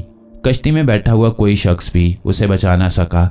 मुसाफिर हाथ बांधे आसमान की तरफ मुंह किए दुआओं में मसरूफ थे। बच्चे रो रहे थे। औरतों के चेहरों पर मौत की जर्दी छाई हुई थी। कप्तान का हौसला बुलंद था। जहाज के गर्क होने का उसे बेहद सदमा था। सबसे बढ़कर मुसाफिरों को यह सदमा था कि उनके करोड़ों रुपए की मालियत की जायदाद जहाज के साथ ही समुद्र में गर्क हो गई थी। अब साहिल बहुत करीब आ गया था। एक बहुत बड़ी लहर ने उछालकर कश्ती को साहिल पर ला फेंका। मुसाफिर कश्ती से निकलकर साहिल की रेत पर गिर पड़े। अफ्रीका का ये साहिल बेआबाद था। कप्तान ने साहिल पर आते ही सबसे पहला काम यह किया कि तमाम मुसाफिरों को एक जगह इकट्ठा किया। उन्हें सरकारी तौर पर इतला दी कि जहाज डेवनशायर, जो कि ईस्ट इंडिया कंपनी की मलकियत था, तूफान में गिरकर डूब गया है। मुसाफिरों की चीखें निकल गईं। हमारा सामान कहाँ है? हमारे जवाहरात कहाँ हैं? हमारा खजाना कहाँ है? कप्तान ने बड़ी मुश्किल से लोगों को चुप करवाया। मुझे अफसोस है कि आप बजाय खुदा का शुक्र अदा करने के कि आपकी जानें बच गई हैं, आप अभी तक दौलत के पीछे पड़े हैं। आपकी सारी की सारी दौलत जहाज के निचले तहखाने में महफूज है। हम जल्द ही किसी बड़े शहर पहुंचकर कंपनी की तरफ से गोताखोरों की खिदमत हासिल करेंगे और सारे खजाने को समुद्र की तह से निकाल लाएंगे। आपकी दौलत बहुत जल्द आपको वापस मिल जाएगी। लेकिन मुसाफिरों को मालूम था कि जो दौलत समुद्र की तह में एक बार गर्क हो जाए वो दोबारा हाथ नहीं आया करती। उन तमाम परेशान हाल मुसाफिरों में अगर कोई मुसाफिर मुतमईन था तो वो ब्लैक बर्ड था। उसकी दौलत उसकी कमर के साथ लिपटी हुई उसके पास मौजूद थी। ये उसकी अक्लमंदी थी कि उसने ज्यादा लालच नहीं किया था, वरना उसका भी वही हशर होता जो दूसरे मुसाफिरों का हुआ। फिर भी ब्लैक बर्ड अपनी खुशी को छुपाए हुए था और दूसरे मुसाफिरों के साथ वो भी झूठ मूठ का परेशान बना हुआ था। शाम होने से पहले पहले कप्तान तमाम मुसाफिरों को लेकर साहिल के करीब ही जंगल में आ गया। यहाँ उसने दूसरे जहाजियों के साथ मिलकर दरख्तों की शाखें काटकर औरतों और बच्चों के लिए अलग और मर्दों के लिए अलग झोंपड़ियां बना डाली। फिर उन्होंने वहां आग का बहुत बड़ा अलाव रोशन कर दिया। दरख्तों से कुछ जंगली फल तोड़कर उन्होंने पेट की आग बुझाई। कप्तान ब्लैक बर्ड के साथ आग के पास बैठकर गुफ्तगू करने लगा। इस जंगल में सिर्फ इतने फल मौजूद हैं कि हम लोग बड़ी मुश्किल से एक हफ्ता यहाँ गुजार सकते हैं। उसके बाद हमें यहाँ कुछ भी खाने को ना मिलेगा। ये तो ठीक है, मगर सवाल ये पैदा होता है कि हम यहाँ से किस तरफ को जाएं? यहाँ से मगरबी अफ्रीका का करीबी शहर कितनी दूर होगा? ब्लैक बर्ड के इस सवाल पर कप्तान ने जेब से एक मोमी नक्शा निकालकर जमीन पर फैला दिया और उसे गौर से देखने लगा। इस नक्शे की रूह से हम ब्रेड स्टोन के इलाके में हैं। यहाँ से करीबी शहर सिर्फ केप टाउन है, जो यहाँ से 1700 मील के फासले पर है। खुदाया, इतनी दूर! ब्लैक बर्ड का मुंह हैरत से खुल गया। कप्तान साहब, ये 1700 मील का फासला हम लोग पैदल कैसे तय करेंगे? और फिर इन बच्चों और औरतों का क्या हशर होगा? आपका क्या ख्याल है कि हम इन दुश्वार गुजार जंगलों में औरतों और बच्चों के साथ इतना लंबा सफ़र तय कर सकेंगे? और फिर हमें कोई खबर नहीं कि रास्ते में कैसे कैसे मर्दमखोर कबीले आबाद हैं। कप्तान गहरी सोच में डूब गया। आपका अंदेशा बजा है मिस्टर ब्लैक बर्ड, लेकिन इसके सिवा और कोई चारा भी नहीं है। अगर हमने इसी जगह ठहरने का फैसला किया तो हम सब एक दिन भूख और प्यास से दम तोड़कर मर जाएंगे। मगर सवाल यह है कि हम सफ़र किस तरह करेंगे? पैदल चलने के सिवा और कोई चारा नहीं। ब्लैक बर्ड ने पूछा, क्या ऐसा नहीं हो सकता कि हम कश्ती में सवार होकर साहिल के साथ साथ ऊपर की तरफ चलना शुरू कर दें? कप्तान ने माथे पर हाथ रखकर कहा, ब्लैक बर्ड साहब, आपको शायद मालूम नहीं कि कश्ती में सवार होकर खुले समुद्र की तरफ चलना आसान है, लेकिन साहिल के साथ साथ तिरछी लकीरों का सीना चीरकर चलना नामुमकिनात में से है। ऐसे मुखालिफ रुख के सफ़र में तो भाप का इंजन भी जवाब दे जाता है। फिर आप हमें क्या मशवरा देते हैं कप्तान साहब? कप्तान सोचने लगा। उसने टोपी उतारकर अपने बाल खुजाए और दोबारा सर पर टोपी ओढ़ते हुए बोला, मेरा ख्याल है कि हम अभी यहाँ 2-1 रोज़ आराम करते हैं। इतनी देर में शायद कोई जहाज़ इधर से गुजरे। हम धुआं उड़ाकर उसे अपनी तरफ मुतवज्जा कर सकते हैं। ब्लैक बर्ड ने सवाल किया, और अगर इस दौरान में कोई भी जहाज़ इधर से ना गुजरा तो उस सूरत में क्या होगा? उस सूरत में हमें 1 हफ्ते के बाद यहाँ से कूच करके किसी ऐसे जंगल में पड़ाव डालना होगा जहाँ हमें जंगली फल और पानी मिल सके। कप्तान साहब, आप तो ऐसी बातें कर रहे हैं जैसे हम लोग जंगल में पिकनिक मनाने आए हैं। आपका ख्याल है कि हम इन कमज़ोर औरतों और बच्चों के साथ इस तरह जंगल में ज़्यादा देर जिंदा रह सकेंगे? और फिर क्या इन जंगलों में दरिंदे हमें जिंदा छोड़ेंगे? और फिर आप इस हकीकत से आंखें क्यों बंद कर रहे हैं कि जनूबी अफ्रीका के ये इलाके आदमखोर कबीलों से भरे पड़े हैं? कप्तान ने गहरा सांस लिया और बोला, मिस्टर ब्लैक बर्ड, मुझे खुशी है कि आप बहुत ज़्यादा हकीकत पसंद वाक़या हुए हैं। हमें इसी अंदाज में सोचना होगा, जो कुछ भी है हमारे सामने है। हमारी राह में बड़ी मुसीबतें और परेशानियां हैं, लेकिन इन सब के बावजूद हमें मुसाफिरों की जान बचानी है और उन्हें किसी न किसी तरह हिफाजत से केप टाउन तक पहुंचाना है। मगर कैसे कैसे कप्तान साहब? अपनी हिम्मत से, खुदा पर भरोसे से। कप्तान के इस जवाब के बाद ब्लैक बर्ड कोई सवाल न कर सका। असल बात यह थी कि ब्लैक बर्ड को मुसाफिरों की जान की इतनी फिक्र नहीं थी जितनी फिक्र उसे यह थी कि किसी तरह वो अपनी जान और अपनी दौलत बचाकर अफ्रीका के मुहज़्ज़ब शहर केप टाउन पहुंच जाए, ताकि वहां से किसी जहाज़ में सवार होकर लंदन पहुंच सके। लेकिन अभी लंदन और केप टाउन का शहर एक ख्वाब मालूम हो रहा था। अनमोल लाल और लाखों रुपए की मालियत का याकूत ब्लैक बर्ड की कमर के साथ बंधा हुआ था। उसे तसल्ली भी थी और गम भी था, परेशानी भी थी कि कहीं कोई मुसाफिर रातों रात उसे हलाक करके उसकी कमर के साथ लिपटी हुई इसकी दौलत छीन कर न ले जाए। फिर वो सोचता कि उसने तो किसी को भी अपनी छुपी हुई दौलत के बारे में नहीं बताया। फिर अपने आप ही उसे ख्याल आया कि क्या खबर किसी ने मुखबरी कर दी हो, क्या खबर इन्हीं मुसाफिरों में किसी को इल्म हो कि ब्लैकबर्ड की सारी दौलत महफूज है, जबकि उनकी जिंदगी भर की पूंजी समुंदर में गर्क हो गई है। यह तो बहुत बुरी बात होगी। कप्तान ने अलाव में लकड़ी डालते हुए कहा, ब्लैकबर्ड साहब, अब आप भी आराम करें, सुबह सोचेंगे कि अगला कदम क्या उठाना है। मुझे तो नींद नहीं आ रही कप्तान साहब। कप्तान ने जरा सा मुस्कुरा कर कहा, आप तो इस जहाज के वाहिद मुसाफिर हैं जिसका कुछ भी नुकसान नहीं हुआ। आपको तो नींद आ जानी चाहिए। नींदें तो उन मुसाफिरों की उड़ चुकी हैं जो हिंदुस्तान से करोड़ों रुपए की दौलत लूट खसूट कर वलायत ले जा रहे थे। ब्लैकबर्ड ने कहा, आपका फरमाना बजा है कप्तान साहब। खुदावंद का शुक्र है कि मैंने लालच नहीं किया और मद्रास से सिर्फ ये 3 कपड़े पहनकर चला था। फिर भी जब इन औरतों और बच्चों को परेशान देखता हूँ तो दिल खून के आंसू रोने लगता है। ये इसलिए कि आप एक नरम दिल दीनदार इंसान हैं। काश जहाज के सभी मुसाफिर आप ही की तरह होते। मेरा ख्याल है शायद फिर हमारा जहाज कभी गर्क ना होता। आपका क्या ख्याल है ब्लैकबर्ड साहब? ब्लैकबर्ड ने चौंक कर कहा, आप ठीक फरमा रहे हैं, बिल्कुल ठीक फरमा रहे हैं। अच्छा, शबा खैर। मेरा ख्याल है हमें सोने की कोशिश करनी चाहिए। खुदा हाफिज। कप्तान वहीं जमीन पर लेट गया और बहुत जल्द वो खराटे लेने लगा, लेकिन ब्लैकबर्ड को नींद नहीं आ रही थी। टॉम जरा परे अलाव के पास लेटा सो रहा था। दूसरी जानिब झोंपड़ों में औरतें और बच्चे भी थोड़ा बहुत खा पी कर अब आराम कर रहे थे। मर्दों के झोंपड़ों में मुसाफिर नहीं सोए थे। उधर से तेज तेज बातें करते, मौसम और तूफान को कोसते कप्तान को बुरा भला कहने की आवाजें आ रही थीं। 2 मुसाफिर तो इस सदमे से ही मर गए कि उनकी दौलत समुद्र में गर्क हो गई है। वो कश्ती में हिफाजत के साथ साहिल पर पहुंच गए थे, मगर जब कप्तान ने ऐलान किया कि जहाज गर्क हो गया है तो वो दिल को पकड़कर ऐसे गिरे कि फिर न उठ सके। हायरी दौलत, तूने कितने इंसानों को मौत के घाट उतार दिया। इंसान सोने की तलाश में निकले और आखिर खाक में मिल जाए। सोना तो न मिल सका, लेकिन अपनी जिंदगी से हाथ धो बैठे। दाना लोगों ने सच फरमाया है कि इंसान को दुनिया में रहकर नेक और सादा जिंदगी बसर करनी चाहिए। दौलत का लालच कभी नहीं करना चाहिए। अगर दौलत ही दुनिया में सब कुछ होती तो अल्लाह के नेक बंदे, औलिया अल्लाह और बुजुर्गान दीन और नबी सारे के सारे दौलतमंद होते। लेकिन तारीख गवाह है कि उन लोगों ने बड़ी ही सादा जिंदगी बसर की, हमेशा सच बोला, इंसानों के दुख दर्द में काम आए, खुदा को याद रखा और यूं रहती दुनिया तक अपना नाम रोशन कर गए। मगर जो लोग शैतान के बहकाने में आ जाते हैं वो दौलत का लालच करते हैं और दौलत की खातिर बुरे से बुरा काम करके दोजख में चले जाते हैं। ऐसे लोगों की जिंदगी भी दोजख ही होती है। उन्हें न दिन का चैन नसीब होता है न रात का आराम। यही हाल डूबे हुए जहाज के मुसाफिरों का था, जो अफ्रीका के खौफनाक जंगल में बेयारो मददगार पड़े अपनी दौलत को याद करके रो रहे थे। दूसरे दिन मौसम खुशगवार हो गया। आसमान पर से बादलों का गुलाफ हट गया और सूरज चमकने लगा। तूफान गुजर जाने के बाद समुंदर भी पुरसुकून हो गया था। ऐसा लगता था जैसे कभी तूफान आया ही नहीं। डेवनशायर डूब चुका था।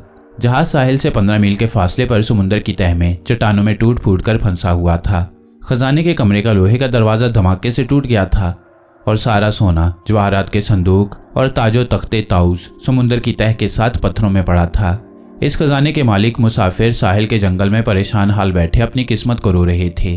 कप्तान और ब्लैकबर्ड सलाह मशवरे के बाद वहां से कूच करने की तैयारियां कर रहे थे।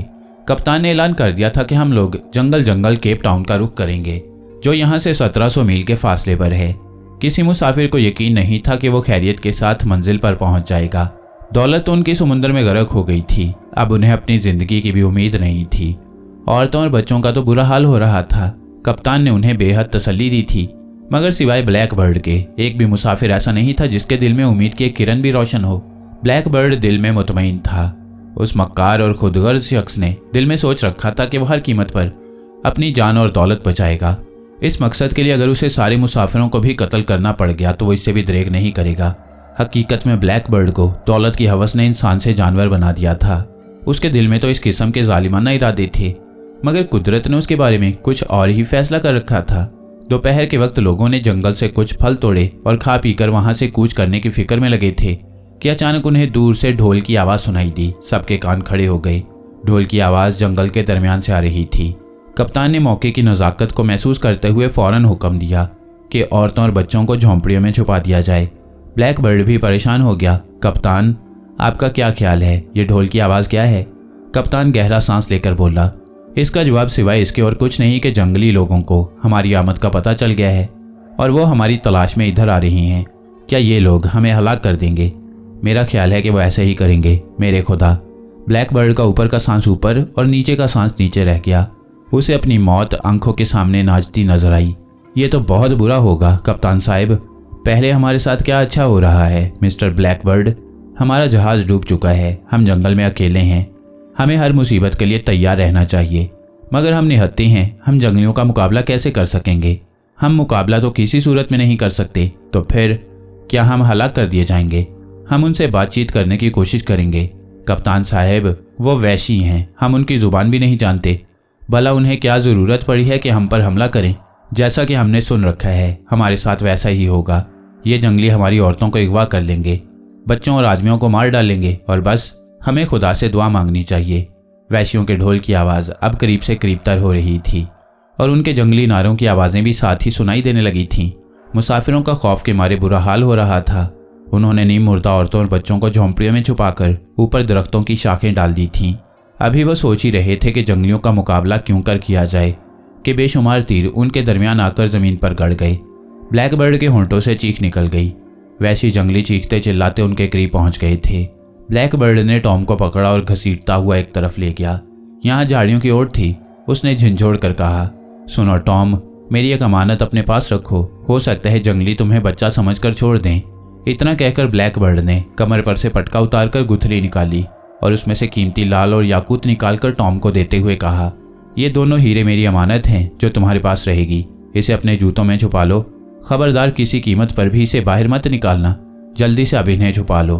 टॉम बेचारा हैरान ही रह गया कि उसके चचा के पास इतने कीमती हीरे कहाँ से आ गए। उसे तो ये ख्याल था कि उसका चचा 3 कपड़ों में सफ़र कर रहा है, मगर ये वक्त सोचने और गौर करने का नहीं था। वैशी सर पर आन पहुंचे थे। टॉम ने फौरन हीरे लेकर उन्हें अपने जूतों में छुपा लिया। अगर उन्होंने मेरी तलाशी ली तो क्या होगा? ब्लैकबर्ड ने करीबन चीख कर कहा, ऐसा नहीं होगा, कभी नहीं होगा। वह तुम्हारी तलाशी नहीं लेंगे। अचानक 6-7 जंगली वैशी उसके इर्द गिर्द आ खड़े हुए। उन्होंने दोनों को गिरफ्तार कर लिया और झाड़ियों से बाहर ले आए। उधर दूसरे हबशी जंगल में भी मौजूद थे। उन्होंने सारे मुसाफिरों को कप्तान समेत गिरफ्तार कर लिया था। वैशियों ने झोंपड़ियों में से औरतों और बच्चों को भी निकाल लिया था। बच्चे रो रहे थे और औरतों के चेहरे पर मौत की जर्दी थी। एक मुसाफिर ने ऊंची आवाज में चीख कर हबशी से कुछ कहना चाहा। उस जालिम ने पलक झपकने में नेजा उसके सीने में घोंप दिया। मुसाफिर वहीं तड़प तड़प कर ठंडा हो गया। बाकी मुसाफिर सहम गए। जंगली हबशी सारे मर्दों और औरतों को गिरफ्तार करके जंगल में अपने कबीले की झोंपड़ियों की तरफ चल पड़े। ये झोंपड़ियां काफी दूर जंगल में एक जगह बनी थीं। यहाँ जंगलियों के सरदार ने अपने झोंपड़े से निकलकर कैदियों को देखा और उन औरतों को देखकर अपने जोरदार दांत निकालकर हंसने लगा। उसने हाथ से इशारा किया। जंगलियों ने फौरन सारी की सारी औरतों को अलग करके एक झोंपड़ी में बंद कर दिया। सरदार ने दूसरे हाथ से इशारा किया तो हबशी वैशियों ने मर्दों का कत्लेआम करना शुरू कर दिया। देखते देखते उन्होंने 10-12 ताजरों के सीनों में नेज़े घोंप दिए। हर तरफ हाहाकार मच गई। लाशें तड़पने लगीं।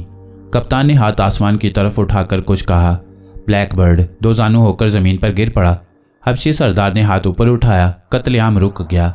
फिर उसके हुक्म से तमाम बाकी मुसाफिरों को एक झोंपड़े में कैद करके डाल दिया गया। ये सारे का सारा दर्दनाक हादसा इतनी जल्दी हो गया कि कप्तान के होश और हवास गुम होकर रह गए।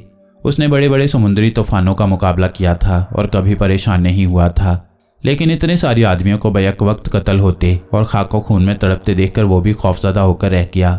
ब्लैकबर्ड का भी दहशत से छोटा सा मुंह निकल आया था। टॉम बच्चों के साथ अलग कैद कर दिया गया था। ब्लैकबर्ड को अपने हीरों का गम खाया जा रहा था।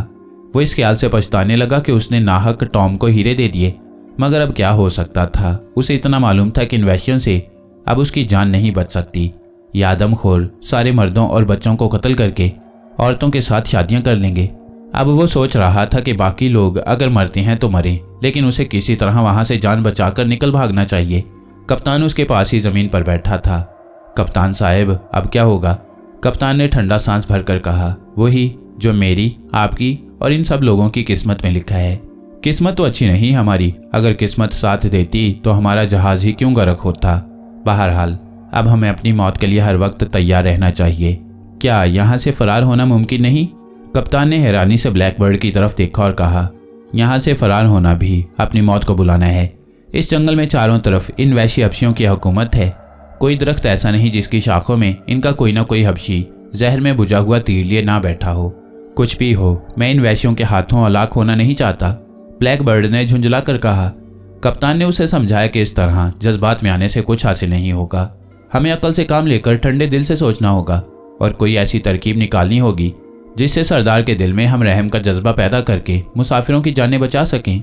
मगर ब्लैक बर्ड पर कप्तान की बातों का जरा सा भी असर ना हुआ। वह सोचने लगा कि किसी तरह अकेले ही यहाँ से निकल जाए। चुनाचे उसने फैसला कर लिया कि वो रात को वहां से फरार हो जाएगा। उसने ये मालूम कर लिया था कि झोंपड़े के बाहर सिर्फ एक ही पहरेदार है जो नेजा हाथ में लिए बाहर बैठा है। अब ब्लैक बर्ड रात का इंतजार करने लगा। जंगल पर बहुत जल्द रात छा गई। हर तरफ गहरा सन्नाटा तारी हो गया तो ब्लैक बर्ड ने लेटे ही लेटे सर उठाकर अपने इर्द गिर्द देखा। कप्तान गहरी नींद में खोया खराटे ले रहा था। वो आहिस्ता से उठा। उसने एक दर्ज में से बाहर देखा। पहरेदार हबशी भी एक पत्थर से टेक लगाए सो रहा था। बड़ा सुनहरी मौका था। ब्लैक बर्ड इस मौके को हाथ से नहीं छोड़ना चाहता था। वो रेंगता हुआ एक तरफ से झोंपड़े से बाहर आ गया। अब उसने उस झोंपड़ी की तरफ रेंगना शुरू कर दिया जहां टॉम कैद था। ये झोंपड़ी वहां से कोई 50 कदमों के फासले पर थी। वो रेंगता उस झोंपड़ी के पास पहुंच गया। ब्लैक बर्ड का सांस फूल गया था।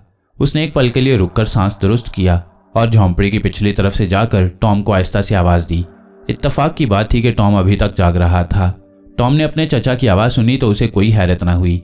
वो अपने चचा की लालची तबीयत से अच्छी तरह वाकिफ था। उसे मालूम था कि चचा की दौलत उसके पास है और वो अपनी दौलत की तलाश में उसके पास ज़रूर आएगा। टॉम ने झोंपड़ी के एक सुराख में से झांक कर बाहर देखा। उसका चचा ज़मीन पर लेटा सर उठाए अंधेरे में उसे घूर रहा था। उसने सरगोशी में कहा, अंदर आ जाओ चचा, सब बच्चे सो रहे हैं। और ब्लैक बर्ड किसी बहुत बड़े सांप की तरह रेंगता हुआ झोंपड़ी के अंदर आ गया। अंदर आते ही उसने आहिस्ता से कहा, टॉम मेरी अमानत वापस कर दो। मगर चचा तुम उसे लेकर क्या करोगे? मैं यहाँ से भाग रहा हूँ, लाओ मेरी अमानत।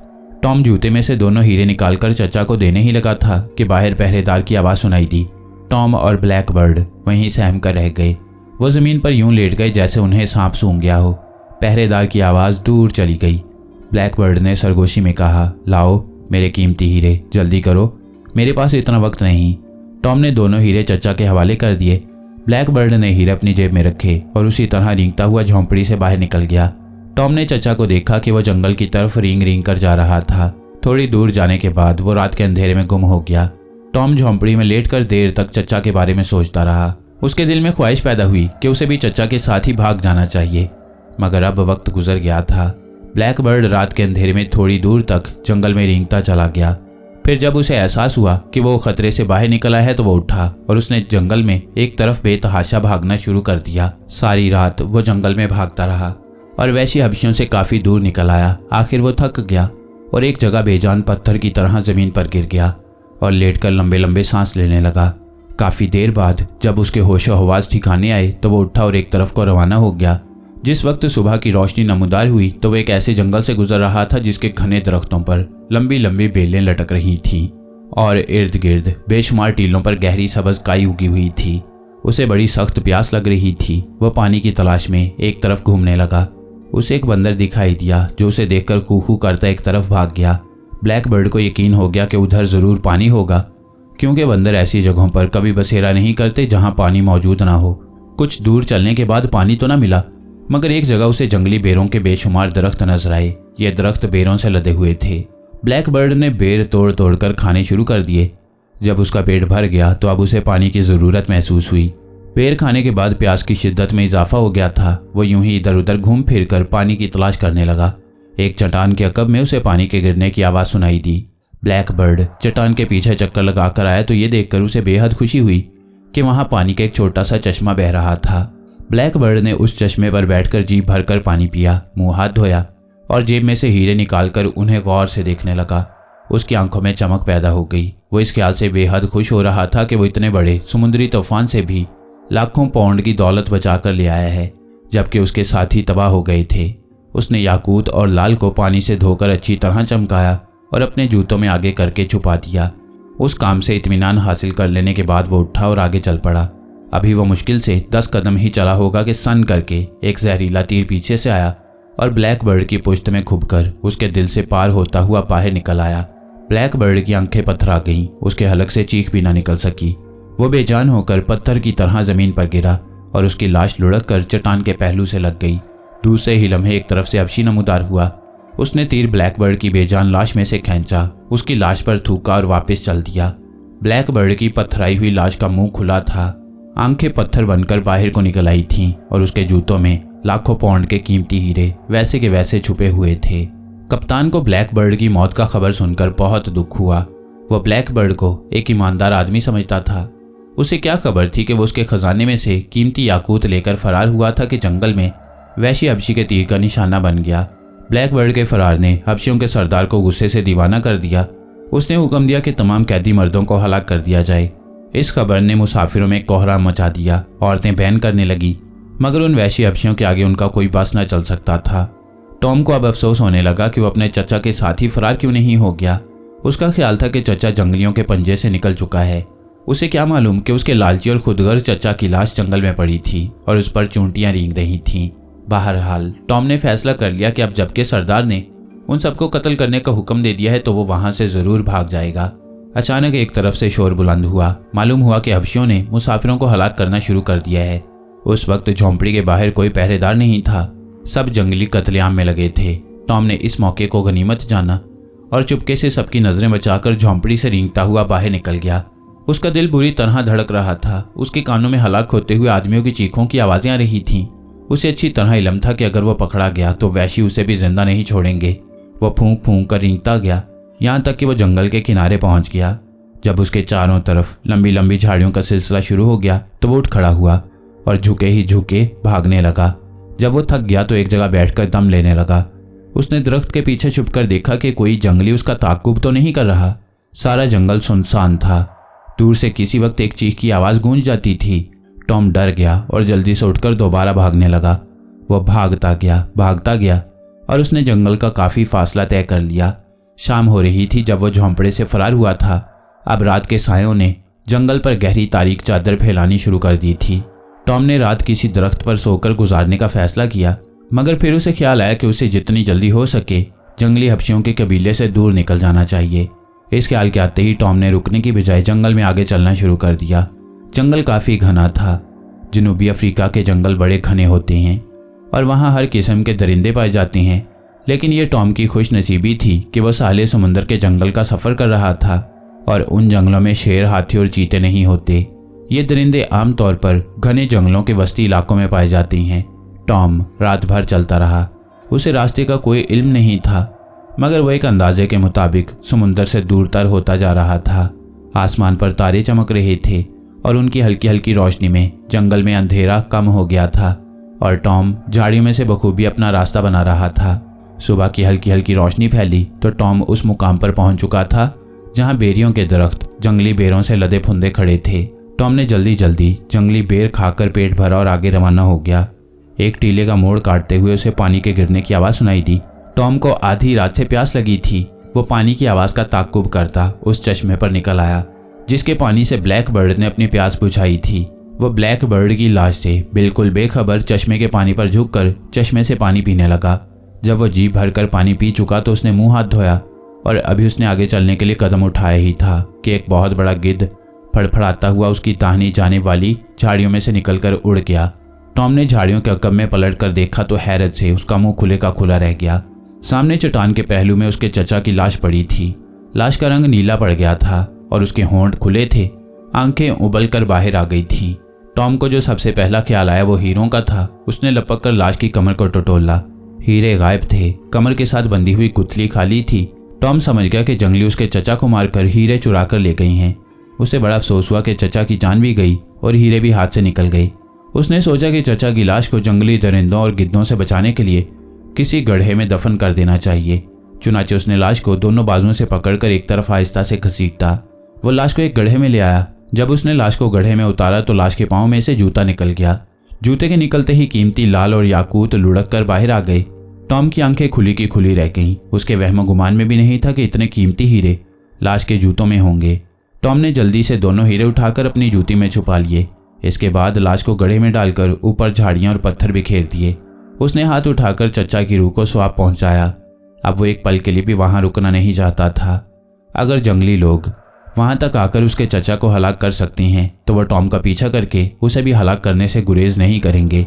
इस ख्याल के साथ ही वो वहां से तेज तेज कदम उठाता जंगल की तरफ चल पड़ा।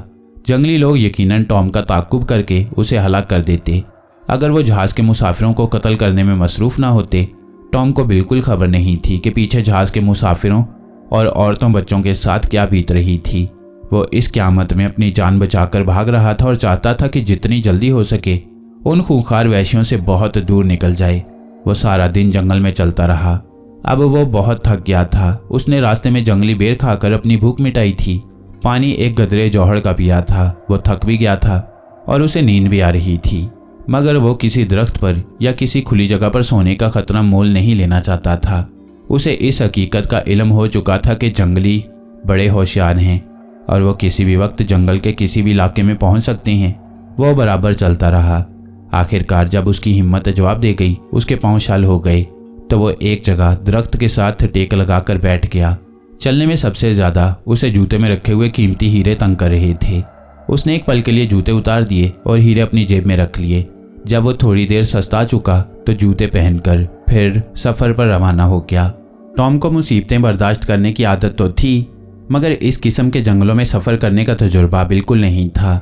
ये उसकी सख्त जानी थी जो उसे इतने दुश्वार गुजार जंगल में आगे बढ़ाए चली जा रही थी। उसकी जगह कोई नर्मो नाजुक मिजाज वाला किसी अमीर ताजिर का बेटा होता तो शायद वो थकन और खौफ से बेहोश हो चुका होता। दूसरी रात सर पर आ रही थी। इस दौरान में टॉम एक पल के लिए भी ना सोया। उसने फैसला कर लिया कि वो ये रात सोकर बसर करेगा और अगली सुबह को अपना सफ़र दोबारा शुरू करेगा। इस मकसद के लिए उसने मुनासिब जगह की तलाश शुरू कर दी। वो रात का अंधेरा फैलने से पहले किसी मौजूद जगह पर अपना ठिकाना बना लेना चाहता था। उसने इर्द गिर्द फैले हुए टीलों का जायजा लेना शुरू कर दिया। एक जगह उसे दो टीलों के दरमियान एक गार सा नजर आया। वो उस गार में बिना सोचे समझे घुस गया। उसके गार में दाखिल होते ही एक जंगली बिल्ली म्याऊं म्याऊं करती बाहर को भागी। टॉम को यकीन हो गया कि अगर इस खो में जंगली बिल्ली रहती है तो यहाँ किसी जंगली दरिंदे का अंदेशा नहीं है। वो नीम तारीख गार में घुसकर एक जगह दीवार से टेक लगाकर लेट गया और थोड़ी देर बाद ही वो दुनिया से बेखबर गहरी नींद सो रहा था। जब उसकी आंख खुली तो गार के बाहर सुबह की रोशनी फैल चुकी थी और एक चमकीली आंखों वाली बिल्ली गार के किनारे पर खड़ी उसे हैरानी से तक रही थी। टॉम जल्दी से उठा। उसे उठते देखकर बिल्ली भाग गई। टॉम गार से निकलकर बाहर आ गया। जंगल में चारों तरफ दिन का उजाला फैल रहा था। सूरज की रोशनी घने दरख्तों से छिन छिन कर जमीन पर पड़ रही थी। दरख्तों पर जंगली चिड़ियां चहचहा रही थीं। टॉम के दिल में बेपनाह खुशी और जिंदा रहने का जज्बा पैदा हो गया। उसने लपक कर चश्मे का पानी पिया, मुंह हाथ धोया, जंगली फल खाकर भूख मिटाई और खुदा का नाम लेकर आगे चल पड़ा। अब वो आदमखोर जंगली लोगों के कबीले से बहुत दूर निकल आया था। जंगल के जिस इलाके में से अब वो गुजर रहा था वो एक अमन पसंद हबशी कबीले का इलाका था। इस कबीले का ताल्लुक वस्ती अफ्रीका के मशहूर फोलानी कबीले से था। ये लोग मुसलमान थे और जंगल में मवेशी पालकर और थोड़ी बहुत खेतीबाड़ी करके बसर औकात करते थे। फोलानी कबीले के मुसलमान पक्के मुसलमान थे। ये लोग बहादुर, निडर, सच्चे और ईमानदार थे। टॉम को उनके बारे में बिल्कुल इल्म ना था। उसके ख्याल में अफ्रीका के सभी हबशी कबाइल वैशी और आदमखोर थे। दोपहर तक वो जंगल के पुरपेच और दुश्वार गुजार रास्तों पर चलता रहा। दोपहर के बाद जब वो जंगल से बाहर निकल रहा था तो अचानक एक वैशी टीले पर से छलांग लगाकर उसके सामने आ गया। टॉम का तो दम ही निकल गया, मगर कबीले के वैशी नौजवान ने टॉम की तरफ मुस्कुरा कर देखा और इशारों ही इशारों में उसे बताया कि वो उसकी जान का दुश्मन नहीं है। फिर भी टॉम को यकीन नहीं आ रहा था। वह बादले नखास्ता हबशी वैशी के साथ चल पड़ा। ये हबशी नौजवान टॉम को लेकर अपने कबीले में आ गया। यहाँ कबीले के सरदार ने टॉम को अपने झोंपड़े में बुलाया। सरदार एक खुश इखलाक उधेड़ उम्र का आदमी था जिसने गले में बेशुमार कोड़ियों की मालाएं पहन रखी थीं। उसके कानों में सोने की बालियां थीं और सर पर मोर के परों का बड़ा सा ताज पहन रखा था। टॉम उसकी जुबान नहीं समझता था, फिर भी सरदार के पूछने पर कि वो कौन है और कहाँ से आ रहा है, टॉम ने उसे इशारों से ही बताया कि वो मद्रास से एक जहाज पर सवार हुआ था जो अफ्रीका के मगरबी साहिल पर तूफान में घिरकर डूब गया। अब वो पैदल चलकर केप टाउन पहुंचने का इरादा रखता है। केप टाउन का नाम सुनकर सरदार ने हैरत का इजहार किया और इशारों में उसे बताया कि केप टाउन तो वहां से बहुत दूर है। टॉम ने कहा कि चाहे केप टाउन कितनी ही दूर क्यों ना हो, उसे हर हालत में वहां पहुंचना है। सरदार ने अपने साथी को इशारा किया। साथी टॉम को साथ लेकर एक झोंपड़े में चला गया। यहाँ उसकी खातिर तवाज़ो मोटे उबले हुए चावलों और शक्करकंदी से की गई। इसके बाद उसे जंगली फल खिलाए गए। टॉम ने जूते में छुपे हुए हीरों के बारे में सरदार को कुछ न बताया।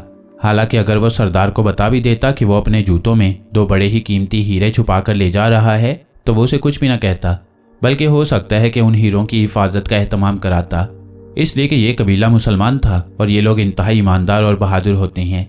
वो रात टॉम ने झोंपड़ी में बसर की और आराम से सोया। सुबह वो उठा तो हशाश बशाश था, उसकी थकन उतर चुकी थी।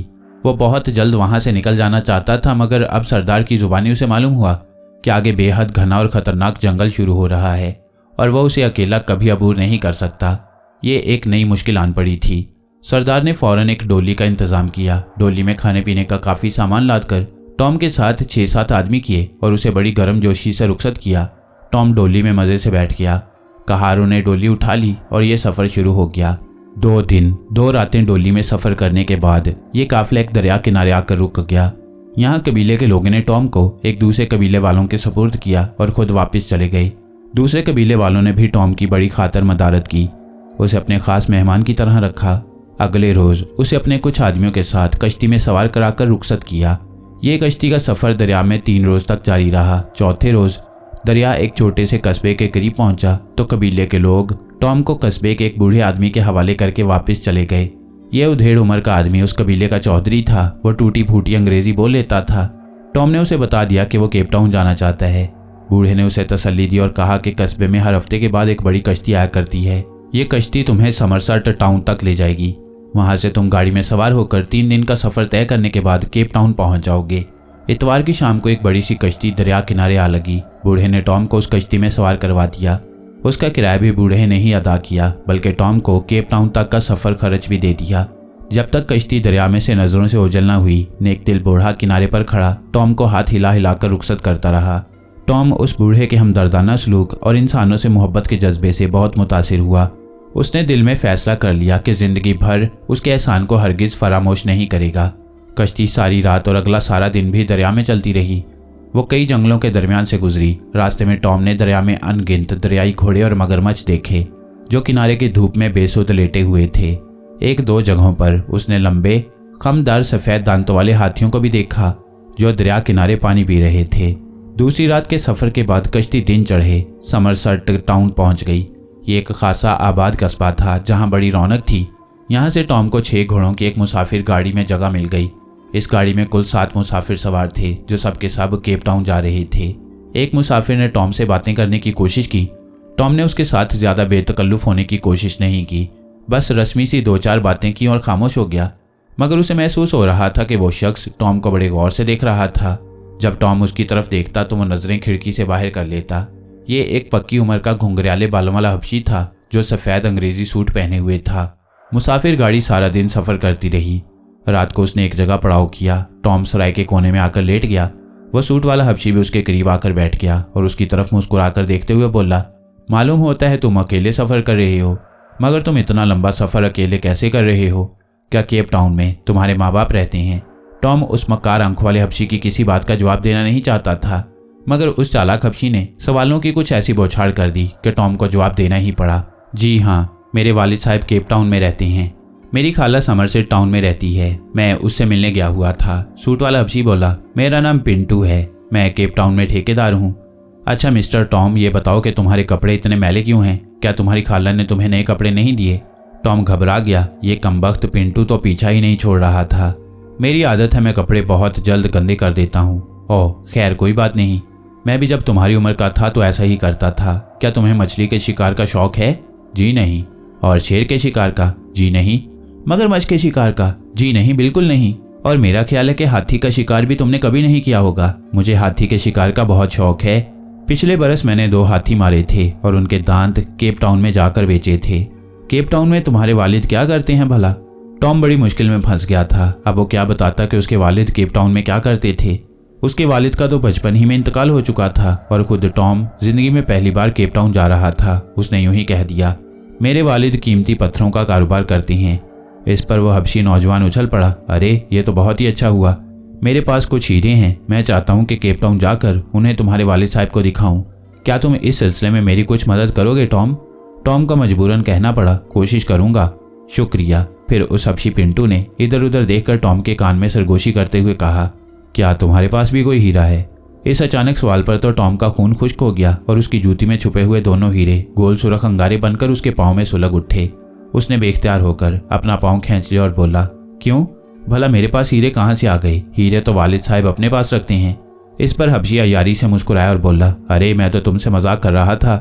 भला तुम्हारी उम्र के लड़के के पास हीरे कहाँ से आ गए? अच्छा अब तुम आराम से सो जाओ, मैं भी उधर जाकर सोता हूँ। हबशी नौजवान टॉम के सर पर प्यार से हाथ फेर कर चला गया और टॉम का दिल तेजी से धड़कने लगा। उसे यकीन हो गया था कि हबशी नौजवान को उसके जूतों में छुपे हुए हीरों का इल्म हो गया है, मगर सवाल यह था कि उसे कैसे पता चला। टॉम ने तो उसके सामने एक पल के लिए भी जूते पांव से नहीं उतारे थे। नहीं, इस अय्यार हबशी को कुछ भी नहीं मालूम, वो यूं ही उसके साथ ठट्ठा कर रहा था। वैसे वो बड़ा चालाक आदमी है। टॉम ने इतना कहकर दिल को तसल्ली दे दी, मगर वो सारी रात तकरीबन जागता रहा। वो हबशी नौजवान से एक लम्हे के लिए भी गाफिल नहीं होना चाहता था। जरा सी उसे ऊँग आती तो वो फौरन होशियार होकर सर को झटक देता। उसे यूं महसूस हो रहा था कि अगर वो सो गया तो हबशी उसके हीरे चुराकर रफू चक्कर हो जाएगा। टॉम ने सारी रात आंखों ही आंखों में काट दी। खुदा करके सुबह हुई। घोड़ा गाड़ी तैयार की गई, मुसाफिर उसमें सवार हुए। हबशी नौजवान भी सवार हो गया। वह टॉम की तरफ देखकर बराबर मुस्कुराए जा रहा था। केप टाउन पहुंचकर गाड़ी सराय में ठहर गई। ये एक थका देने वाला लंबा सफर था। मुसाफिरों के कपड़े गर्द से अट गए थे। टॉम ने गाड़ी से उतरकर कपड़ों को झाड़ा और सराय से बाहर निकल आया। अभी वो सोच ही रहा था कि किधर जाए कि वही हबशी नौजवान उसके करीब आकर खड़ा हो गया। मालूम होता है तुम्हारे वालिद साहब को तुम्हारे आने की खबर नहीं हुई, वरना वो तुम्हारे लिए जरूर अपनी खास घोड़ा गाड़ी भेज दे। टॉम परेशान हो गया था उस मक्कार हबशी से। उसने उसे झाड़ते हुए कहा, आखिर आपको इससे क्या दिलचस्पी है कि मेरे वालिद साहब मेरे लिए गाड़ी भेजते हैं या नहीं? बराए मेहरबानी आप मेरे मामलात में दखल ना ही दें तो बेहतर है। खुदा हाफिज। इतना कहकर टॉम एक तरफ को चल पड़ा। वो सड़क पर काफी दूर तक चलता गया। फिर उसने मोड़ घूमते हुए देखा तो हबशी कुछ फासले पर बराबर उसका पीछा कर रहा था। टॉम खौफजदा सा होकर एकदम भाग उठा। उसे केप टाउन की सड़कों से कोई वाकफियत नहीं थी। वो भागते भागते 2-4 सड़कें घूम गया और आखिर एक गली में जाकर छुप गया। काफी देर वहां छुपे रहने के बाद वो बाहर निकला तो उस हबशी नौजवान का कहीं नामो निशान भी ना था। टॉम बड़ा खुश हुआ कि एक बलाए नागहानी से छुटकारा हासिल हुआ। अब वो बड़े इत्मीनान से केप टाउन की सड़कों पर घूमने लगा। ये खासा बड़ा शहर था। सड़कें बड़े पत्थर की बनी हुई थीं और बहुत सी घोड़ा गाड़ियां और शानदार बग्गियां आ जा रही थीं। दुकानों पर अफ्रीकी, सोडानी, मिस्री और मराकशी लोगों के साथ साथ अंग्रेज मर्द और औरतें भी सौदा सुलभ खरीद रही थीं। टॉम ने अंग्रेज मर्द और औरतों को देखा तो उसे बहुत हौसला हुआ। वो उसके अहले वतन थे। वो उन्हें अपना दुख सुख कह सकता था। उनसे उसे हमदर्दी की तवक्को थी, मगर वो हीरों का राज उन्हें भी नहीं बताना चाहता था। टॉम सारा दिन केप टाउन के बाजारों और गली कूचों में मटर गश्त करता रहा। तीसरे पहर वो गुंजान शहर से बाहर के इलाके में निकल आया। यहाँ अंग्रेजी तर्ज के पुराने बंगले बने हुए थे। ऐसे बंगले उसने हिंदुस्तान के साली शहरों में देखे थे। वो समझ गया कि यहाँ अंग्रेज लोग रहते हैं। एक बंगले के बाहर एक उधेड़ उम्र की औरत आंगन की अंगनी पर से सूखे हुए कपड़े उतार रही थी। टॉम को बहुत भूख लगी थी। उसने उधेड़ उम्र की अंग्रेज औरत को जाकर सलाम किया। उस औरत ने टॉम की तरफ शफकत भरी नजर से देखा। तुम कौन हो अच्छे लड़के? टॉम को औरत के इस मोहब्बत भरे अंदाज से हौसला हुआ। वो उसके पास चला गया। मेरा नाम टॉम है मादाम। मैं हिंदुस्तान से एक बहरी जहाज में इंग्लिस्तान जाने के लिए सवार हुआ था। जहाज समुद्र में गर्क हो गया। मैं बड़ी मुश्किल से जान बचाकर यहाँ तक पहुँचा हूँ। उस औरत ने हैरानी से टॉम को देखा। जल्दी जल्दी सूखे हुए कपड़े टोकरी में रखे और टॉम को मकान के अंदर ले गई। मेरे बच्चे अंदर आ जाओ, तुम बड़े बहादुर लड़के हो, तुम्हें जरूर भूख लगी होगी। पहले कुछ खा लो फिर बातें करेंगे। बंगले का ड्राइंग रूम बड़ी खूबसूरती से सजा हुआ था। हर शय अपनी अपनी जगह पर सलीके से रखी थी। मादाम ने टॉम को मेज पर बिठाया और उसके सामने भुनी हुई बतख का गोश्त और डबल रोटी दूध रख दिया। खाओ मेरे बच्चे, तुम्हारे कपड़े भी तो फट गई हैं, मैं तुम्हारे लिए कपड़े लाती हूँ। मादाम अंदर चली गई। टॉम को बड़ी भूख लगी थी। उसने जल्दी जल्दी डबल रोटी के साथ बतख का गोश्त खाना शुरू कर दिया। एक अरसे के बाद उसे ये नेमतें खाने को मिली थीं। उसने दिल ही दिल में खुदा का शुक्र अदा किया। इतने में मादाम ड्राइंग रूम में नमूदार हुई। उसके साथ एक उधेड़ उम्र का अंग्रेज भी था जिसकी मूंछें घनी थीं। हेनरी, यह है mister Tom. Hello Tom. Hello sir. Mister Tom, तुम कौन से जहाज में सफ़र कर रहे थे? उसका नाम डेवनशायर था जनाब। बूढ़े हेनरी का मुंह खुले का खुला रह गया। ओह, तो क्या डेवनशायर समुद्र में गर्क हो गया? वो तो ईस्ट इंडिया कंपनी का सबसे बड़ा जहाज था। डेवनशायर मेरी आंखों के सामने गर्क हुआ जनाब। उसे खौफनाक तूफान ने घेर लिया। देखते देखते वो समुद्री चट्टानों से टकराया और उसके 2 टुकड़े हो गए। हम लोग बड़ी मुश्किल से अपनी जानें बचा सके। कप्तान और बाकी मुसाफिरों का क्या हुआ? बहुत से डूब गए। जो बाकी बचे उन्हें कप्तान साहिल पर लेकर आ गया, मगर अफसोस कि उन्हें वहशी आदमखोरों ने हलाक कर दिया। बूढ़े हेनरी ने अफसोस का इजहार किया और टॉम से पूछा कि केप टाउन में वो किसी को जानता है। टॉम ने जब उस नेक दिल बूढ़े को बताया कि उसका इस दुनिया में एक ही चचा था जिसे आदमखोरों ने कत्ल कर दिया, तो उन्होंने उससे बड़ी हमदर्दी की और कहा, बेटे, इस घर को तुम अपना ही घर समझो हम दोनों मियाँ बीवी साल से इस घर में रहते हैं। हम ये समझेंगे कि एक मुद्दत के बाद हमें अपना खोया हुआ बेटा मिल गया है। टॉम को जिंदगी में पहली बार माँ बाप की शफकत मिली थी। उसके दिल में उन दोनों बूढ़े मियाँ बीवी के लिए बेहद प्यार का जज्बा बेदार हो गया। उसे यूं लगा जैसे उसके अपने माँ बाप बूढ़े होकर उसकी आंखों के सामने आ गए हों। मादाम ने टॉम को अपने सीने से लगाकर बड़ा प्यार किया। टॉम को अपनी माँ याद आ गई। तुम बड़े बहादुर बेटे हो टॉम। अफ्रीका के खतरनाक जंगल अबूर करना कोई आसान काम नहीं है। टॉम ने गुस्ल किया, नए कपड़े पहने, जूते में से कीमती पत्थर निकालकर अपनी जेब में रखे और सो गया।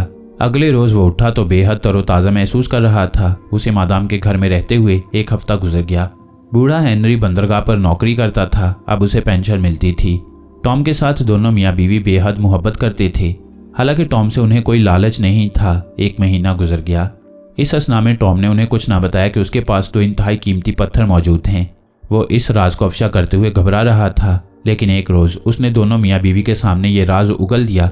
उस रोज बूढ़ा हेनरी टॉम को अपने साथ एक दफ्तर में ले गया, जहां जाकर उसने अपने खल्फिया बयान पर दस्तखत किए। उस बयान की रूह से उसने अपनी वसीयत में मरने के बाद आधी जायदाद गरीबों के अस्पताल के नाम और आधी जायदाद अपनी बीवी और टॉम के नाम छोड़ी थी। टॉम बूढ़े हेनरी की इस कुर्बानी से बड़ा मुतासिर हुआ। उसने घर वापस आते ही मादाम और बूढ़े हेनरी को बता दिया कि उसके पास 2 इंतहाई कीमती हीरे मौजूद हैं। जब उसने सुर्ख रंग का शानदार लाल और याकूत जेब में से निकालकर मेज पर रखे तो दोनों मियाँ बीवी की आंखें खुली की खुली रह गईं। माय गॉड, ये तो बड़े कीमती हीरे मालूम होते हैं। मेरे बच्चे, ये तुम्हें कहाँ से मिल गई? टॉम ने सच बोलते हुए उन्हें साफ साफ सारी कहानी सुना दी कि किस तरह उसका चच्चा इन हीरों को लेकर हिंदुस्तान से चला, फिर किस तरह जहाज गर्क हुआ, फिर वो आदमखोर वैश्यों के कैदी बने, फिर कैसे एक रात उसका चच्चा हीरे लेकर फरार हुआ और रास्ते में हबशियों के हाथों हलाक हो गया। बूढ़े हेनरी और मादाम ने उसकी कहानी पर एतबार कर लिया, क्योंकि उन्हें मालूम था कि टॉम झूठ नहीं बोलता। टॉम ने कहा, मैं चाहता हूं कि इन पत्थरों को किसी जौहरी के पास बेच दिया जाए। बूढ़ा हेनरी याकूत को गौर से देखते हुए बोला, केप टाउन का एक पुराना जौहरी मेरा अपना आदमी है। कल उसके पास तुम्हें ले चलूंगा। दूसरे दिन टॉम बूढ़े हेनरी के साथ जौहरी की दुकान पर गया। जौहरी भी हेनरी की उम्र का था और उसकी भौहों के बाल भी सफ़ेद हो गए थे। अलैक के बाद हेनरी ने टॉम को उससे तारुफ करवाया और कहा, इस नौजवान लड़के को अफ्रीका के जंगलों से 2 कीमती पत्थर मिले हैं। ये उन्हें तुम्हारे पास फरोख्त करना चाहता है। ज़रा देखकर तो बताओ कि उनकी कीमत क्या होगी। और जब टॉम ने लाल और याकूत बूढ़े जौहरी की मेज़ पर रखे तो जौहरी की आंखें फटी की फटी रह गईं। वो कितनी ही देर बुत बना लाल और याकूत को देखता रहा। फिर उसने टॉम की तरफ हैरत से देखा और बोला, बेटे, तुम बड़े खुशकिस्मत हो। ये हीरे तो किसी शहंशाह के ताज में लगने के काबिल हैं। मैंने अपनी सारी जिंदगी में इससे ज़्यादा कीमती हीरे नहीं देखे। बूढ़ा हेनरी बोला, अगर ये सच है तो क्या ख्याल है, इन दोनों पत्थरों की कीमत क्या होगी? कीमत? बूढ़ा जौहरी चौंक कर बोला, इसकी कीमत तो कोई बादशाह ही अदा कर सकता है। फिर भी तुम्हारा क्या ख्याल है, अगर तुम इसे खरीदो तो कितनी रकम अदा कर सकती हो? बूढ़े जौहरी ने माथे पर हाथ फेरते हुए बूढ़े हेनरी की तरफ देखा। प्यारे हेनरी, तुम मेरे 50 साल के पुराने दोस्त हो। तुम अच्छी तरह जानते हो कि मैं कितना दौलतमंद हूँ और कितना गरीब हूँ। अगर मैं इसे खरीद भी लूँ तो इस वक्त ज़्यादा से ज़्यादा 1 लाख पाउंड अदा कर सकता हूँ। 1 लाख पाउंड का सुनकर बूढ़ा हेनरी गश खाते खाते बचा। वो ज़रा लड़खड़ा ज़रूर किया और कान पर हाथ रखकर बोला, क्या कहा? 1 लाख पाउंड? हाँ प्यारे हेनरी, 1 लाख पाउंड। इसके लिए भी मुझे अपना फार्म फरोख्त करना होगा। नकद अदायगी मैं सिर्फ 50,000 पाउंड की कर सकता हूँ। बोलो, क्या मंजूर है? हेनरी ने टॉम की तरफ देखा और पूछा कि चूंकि माल उसका है इसलिए वही इस बारे में फैसला करने का हक रखता है। टॉम ने हामी भर ली। सौदा तय हो गया। उसी वक्त एक दस्तावेज लिखी गई। दोपहर को अदालत की तरफ से उस पर मोहर भी लगा दी गई। शाम को बूढ़े जौहरी ने 50,000 पाउंड अदा कर दिए और 50,000 पाउंड का एक करारनामा लिख दिया। इतने ढेर सारे सोने के पाउंड लेकर टॉम और हेनरी घर आए तो बूढ़ी मादाम दंग रह गई। उसे अपनी आंखों पर यकीन नहीं आ रहा था। दूसरे दिन बूढ़े हेनरी ने पहला काम यह किया कि सारी की सारी रकम टॉम के नाम से बैंक में जमा करवा दी। कुछ रकम टॉम ने अपने पास रख ली। इस रकम से उसने अपने और हेनरी मादाम के लिए बेहतरीन कपड़ों की पोशाकें सिलवाईं। अपने और हेनरी के लिए नए हैट और बूट खरीदे। उस रात उन्होंने रात का खाना एक शानदार होटल में खाया। टॉम नए और कीमती कपड़ों में एक नौउम्र शहजादा मालूम हो रहा था, जो किसी यूरोपीय मुल्क से केप टाउन के शहर में सरकारी दौरे पर आया हो। ईस्ट इंडिया कंपनी के मशहूर मारूफ जहाज डेवनशायर को समुद्र में डूबे 8 बरस गुजर गए थे। इस दौरान में सारे यूरोप में जहाज की गर्काबी पर बड़ा वावेला मचा। किसी को खबर तक न हो सकी कि जहाज के मुसाफिरों पर क्या बीती, कप्तान कहाँ गुम हो गया और खजाना कहाँ चला गया। कंपनी के कारिंदों ने सड़तोड़ कोशिश की कि जहाज का डूबा हुआ खजाना समुद्र से निकाला जाए, मगर वो हर बार नाकाम रहे। जब भी कोई जहाज वहां आता तो समुद्र में ऐसा तूफान उठता कि या तो वो जहाज गर्क हो जाता और या खौफजदा होकर वापस भाग जाता। मल्लाह और जहाज के कप्तान समुद्र के उस हिस्से की तरफ जाते हुए घबराने लगे थे। उसे यकीन सा हो गया था कि समुद्र में डूबे हुए खजाने पर बदरूहों ने कब्जा कर लिया है। ये रूहें किसी को भी उस खजाने तक पहुंचने नहीं देती। इस दौरान में एक जहाज बाउंटी के कप्तान ने फैसला किया कि वह डूबे हुए खजाने को जरूर ढूंढे निकालेगा। उसका कप्तान सर एल्फ्रेड था, जो एक बहादुर और नडर कप्तान था। उसे बदरूहों पर यकीन नहीं था। कंपनी ने उसे हर तरह की सहूलत देने का ऐलान कर दिया और ये भी कह दिया कि अगर वो खजाना तलाश करने में कामयाब हो गया तो उसे खजाने का चौथाई हिस्सा इनाम के तौर पर दे दिया जाएगा। कप्तान एल्फ्रेड अपना जहाज बाउंटी लेकर जनूबी मगरबी अफ्रीका के समुद्रों की तरफ चल पड़ा। ये वही मशहूर तारीखी जहाज था जिसकी बगावत का जिक्र हमें अंग्रेजी तारीख में मिलता है। बाउंटी जहाज बहुत बड़ा जहाज था। ये किसी तरह भी डेवनशायर से कम नहीं था। इस पर भी बहरी डाकुओं से बचने के लिए बड़ी बड़ी तोपें लगी हुई थीं। इसका अमला बड़ा तजुर्बाकार और बहादुर था। कप्तान एल्फ्रेड बजाते खुद इस मुहिम की निगरानी कर रहा था। इंग्लिस्तान के साहिल से चलकर यह जहाज सफ़र करता हुआ कोई 2 महीनों में उस मुकाम पर पहुंचा जहां 8-9 बरस पहले डेवनशायर गर्क हुआ था। कप्तान ने 11 मील दूर जहाज को लंगर अंदाज कर दिया। अब कप्तान गोताखोरों को समुद्र के नीचे खजाने तक पहुंचाने की तैयारियां करने लगा। कप्तान गोताखोरों को लेकर एक कश्ती में सवार हुआ और साली चट्टानों वाले इलाके में उस जगह आ गया जहां जहाज डूबा था। उसे यकीन था कि खजाना अभी तक वहीं समुद्र की तह में मौजूद होगा।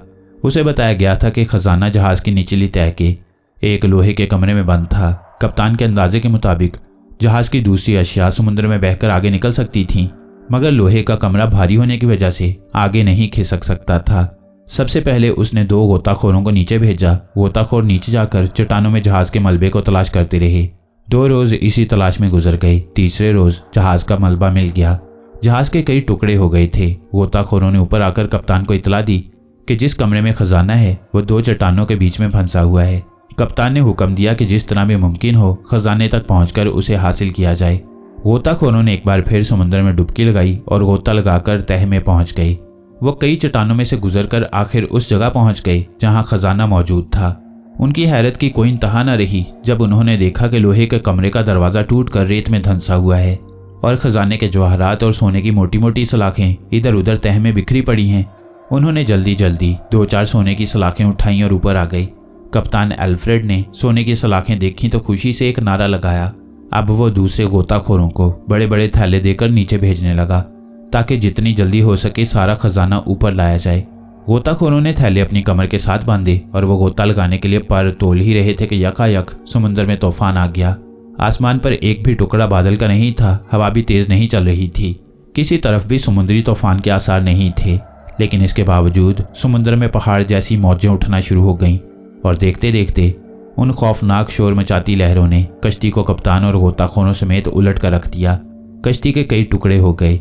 गजबनाक लहरें कश्ती को बार बार पटखा रही थीं। कप्तान और गोताखोर बड़ी मुश्किल के साथ समुद्र में तैरकर अपने जहाज तक पहुंचे। वो 10 मील तक समुद्र में तैरते चले गए।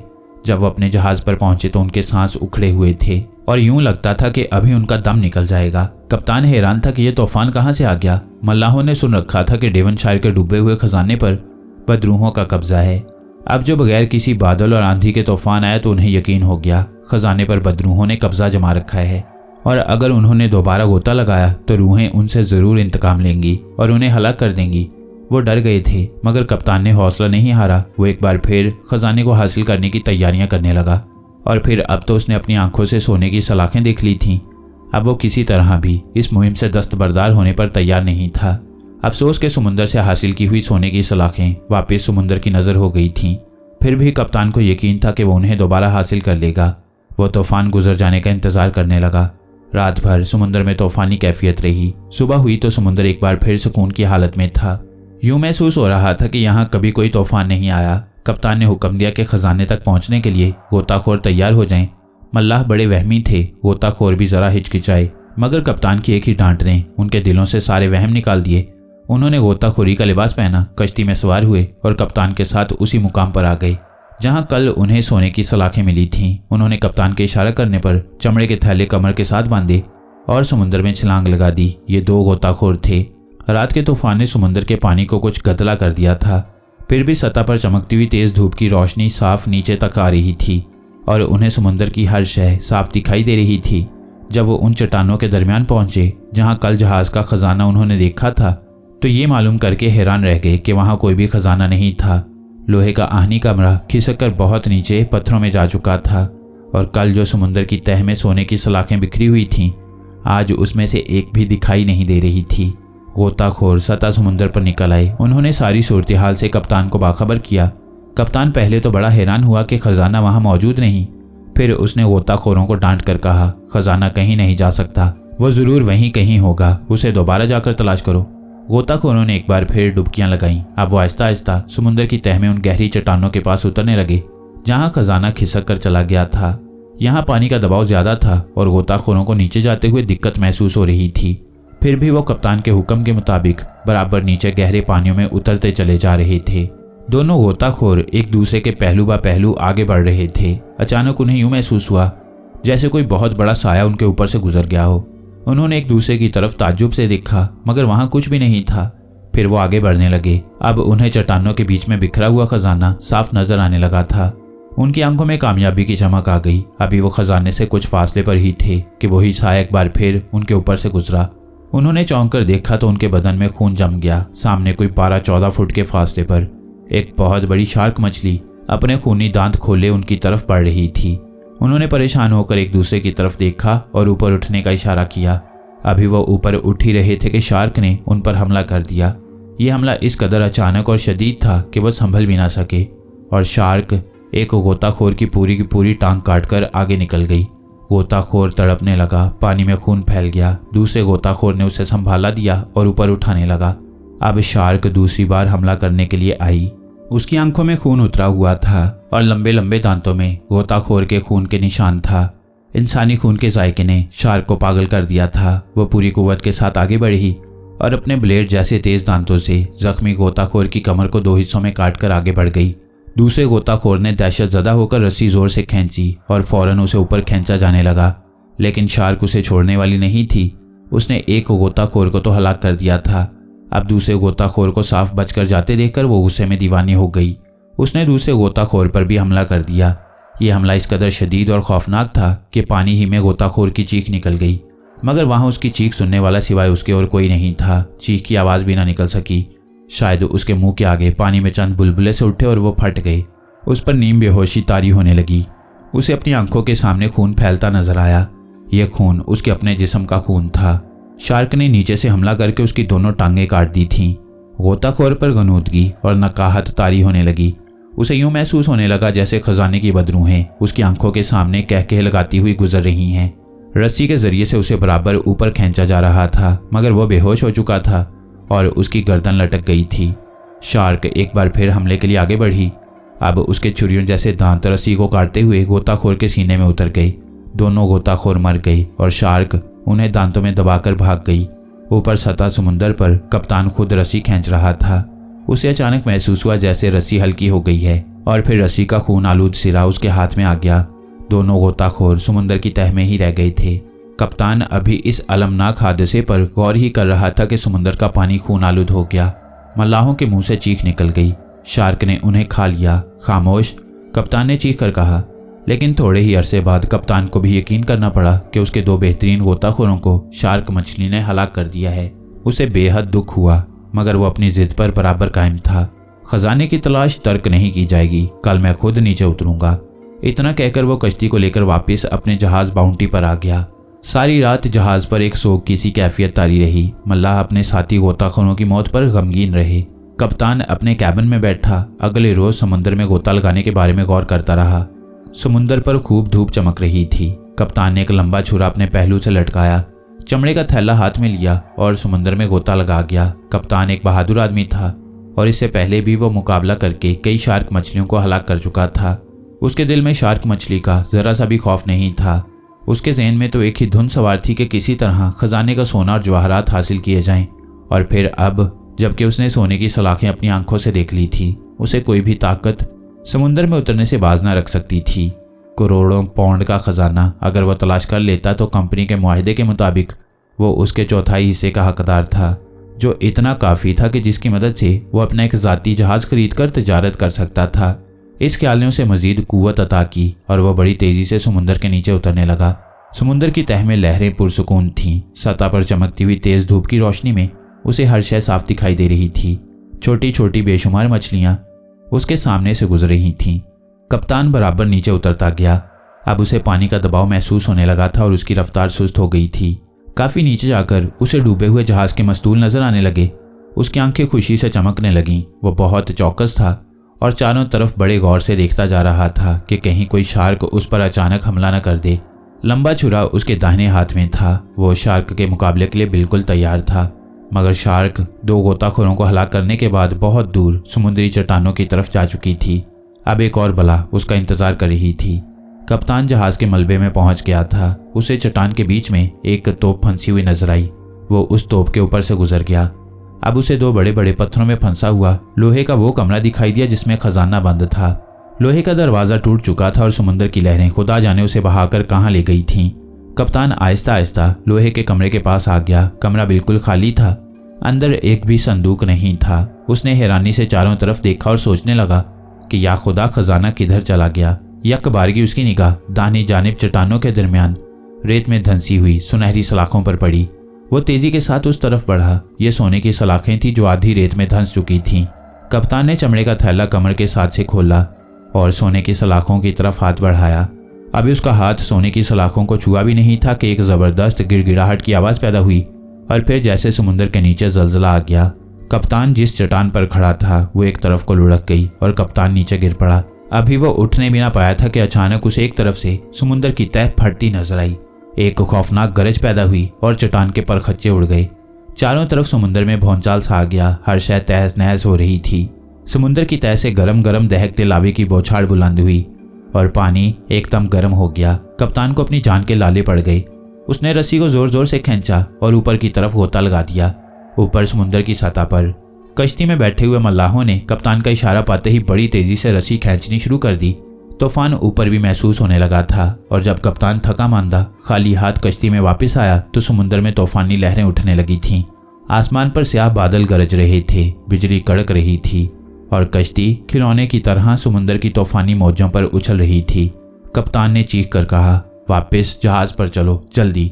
और मल्लाहों ने बड़ी बर्क रफ्तारी से कश्ती को जहाज की तरफ खींचना शुरू कर दिया। लेकिन समुद्री मौजें हर कदम पर कश्ती को रोक रही थीं। ऐसा लगता था जैसे समुद्र कश्ती को गर्क कर देने की फिक्र में है। जहाज अभी काफी दूर था। फिर एक क़यामत खेज मौज उठी और उसने कश्ती को उठाकर दूर फेंक दिया। कश्ती बेकसी के आलम में एक चट्टान से टकराई और उसके टुकड़े दूर दूर तक उड़ गए। इस हादसे में कप्तान के सिवा सारे मल्लाह हलाक हो गए। कप्तान कश्ती में से उछलकर समुद्र में गिर पड़ा और बड़ी दिक्कत के साथ तूफानी मौजों से लड़ता अपनी जान बचाकर जहाज पर पहुंचा। जहाज भी तूफान में बुरी तरह डोल रहा था। मौजें उसे लकड़ी के खिलौने की तरह कभी दाएं कभी बाएं फेंक रही थीं।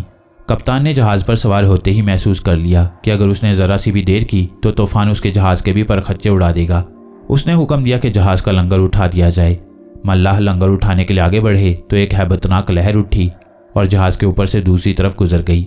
इस तूफानी लहर की लपेट में आकर 12 मल्लाह समुद्र में गर्क हो गए। कप्तान ने खुद चरखी संभाली और चीख कर कहा, बादबान समेटकर लंगर उठा दो। मगर अब लंगर उठाने की जरूरत बाकी नहीं रही थी, क्योंकि एक बहुत बड़ी तूफानी मौज ने जहाज से टकराकर उसके लंगर को तोड़ डाला और अब जहाज बेरहम मौजों के रहमो करम पर समुद्र में एक लकड़ी के छोटे से संदूक की मानिंद तैर रहा था। आंधी के शोर और मौजों के चीख चीख कर समुद्र से टकराने की आवाजों से वहां कान पड़ी आवाज सुनाई न देती थी। समुद्र के नीचे कोई आतिशफिशा पहाड़ फट पड़ा था। लहरों पर जा बजा बड़े बड़े भंवर पैदा हो रहे थे। कई जगहों पर पानी खौलने लगा था और भाप के बादल उठ रहे थे। बेशुमार मुर्दा मछलियां बिफरती मौजों पर तैरती नजर आ रही थीं। कप्तान को सिर्फ एक ही बात का डर था कि कहीं समुद्र के नीचे से कोई जजीरा ना उभर आए। ऐसी सूरत में उसके जहाज के परखच्चे उड़ जाते। वो तेज बारिश, तूफानी आंधी और अंधे समुद्री तूफान में बड़ी महारत और हिम्मत के साथ चरखी थमा थमा कर जहाज को तूफान से निकालकर खुले समुद्र की तरफ ले जाने की पूरी कोशिश कर रहा था। अगर जहाज के बादबान खुले होते तो वो यकीनन उलटकर पानी की तह में गर्क हो चुका होता। लेकिन बादबानों के सिमट जाने से एक और मुश्किल ये पैदा हो गई थी कि जहाज की रफ्तार सुस्त हो गई थी। अब वो मौजों के रहमो करम पर था। मौजें जहाज को इधर से उधर बेबसी के आलम में उछाल रही थीं। कप्तान हर मुमकिन तरीके से जहाज को समुद्री चट्टानों से बचाना चाहता था। उसकी यही कोशिश थी कि वो जितनी जल्दी हो सके साहिल से दूर खुले समुंदर में निकल जाए, और आखिर एक तवील जद्दोजहद के बाद वो इसमें कामयाब हो गया। जहाज बाउंटी खुले समुंदर में आ गया था, जहां तूफान का जोर साहली चट्टानों के मुकाबले में निस्बतन कम था। खुले समुंदर में आते ही कप्तान ने जहाज के बादबान खोल देने का हुक्म दे दिया। बादबान खोल दिए गए और जहाज पूरी रफ्तार के साथ इंग्लिस्तान की तरफ रवाना हो गया। इसके बाद काफ़ी अरसे तक किसी को डेवनशायर जहाज के डूबे हुए खजाने की तलाश करने की जरूरत ना हुई, मगर 6 साल बाद एक डच जहाजरान ने हिम्मत की और उस जगह अपना जहाज लेकर पहुंच गया जहां 18 बरस पेशतर डेवनशायर डूबा था। लेकिन उसी रोज रात के 12 बजे समुद्र में पहले से भी ज्यादा शिद्दत का तूफान उठा और डच जहाज का लंगर टूट गया। उस जहाज को बचाने की बहुत कोशिश की गई, मगर वो चट्टानों से टकराकर पास हो गया। उस जहाज की गरकाबी और डच मल्लाह के इबरतनाक अंजाम के बाद एक बार फिर खामोशी छा गई और लोगों को यकीन हो गया कि वाकई बदरूहें खजाने की हिफाजत करती हैं। उधर हमारा नौउम्र शहजादा टॉम अब जवान हो गया था। बूढ़ा हेनरी और मादाम हेनरी फौत हो चुके थे। टॉम ने हीरों के इवज मिली हुई दौलत से बहुत बड़ा कारोबार शुरू कर दिया था। उसने अपना एक छोटा सा जहाज बना लिया था। केप टाउन में हर कोई उसकी ईमानदारी, सच्चाई और खुश इखलाकी की तारीफ करता था। टॉम मादाम और हेनरी का मुखलिस बेटा साबित हुआ। उसने न सिर्फ ये कि उन दोनों नेक दिल बूढ़ों की कब्रों पर खालिस संगमरमर का गुंबद बनवा दिया था, बल्कि उनके नाम से शहर में एक बहुत बड़ा अस्पताल भी बनाया था जहां बीमारों का मुफ्त इलाज होता था। टॉम अपने उस मोहसिन को भी नहीं भूला था जिसने मुसीबत और बदहाली में उसकी मदद की थी और उसे किराया देकर कश्ती में सवार कराया था। टॉम खास तौर पर उस बूढ़े से मिलने गया और कस्बे में उसके लिए नया मकान बनवाया।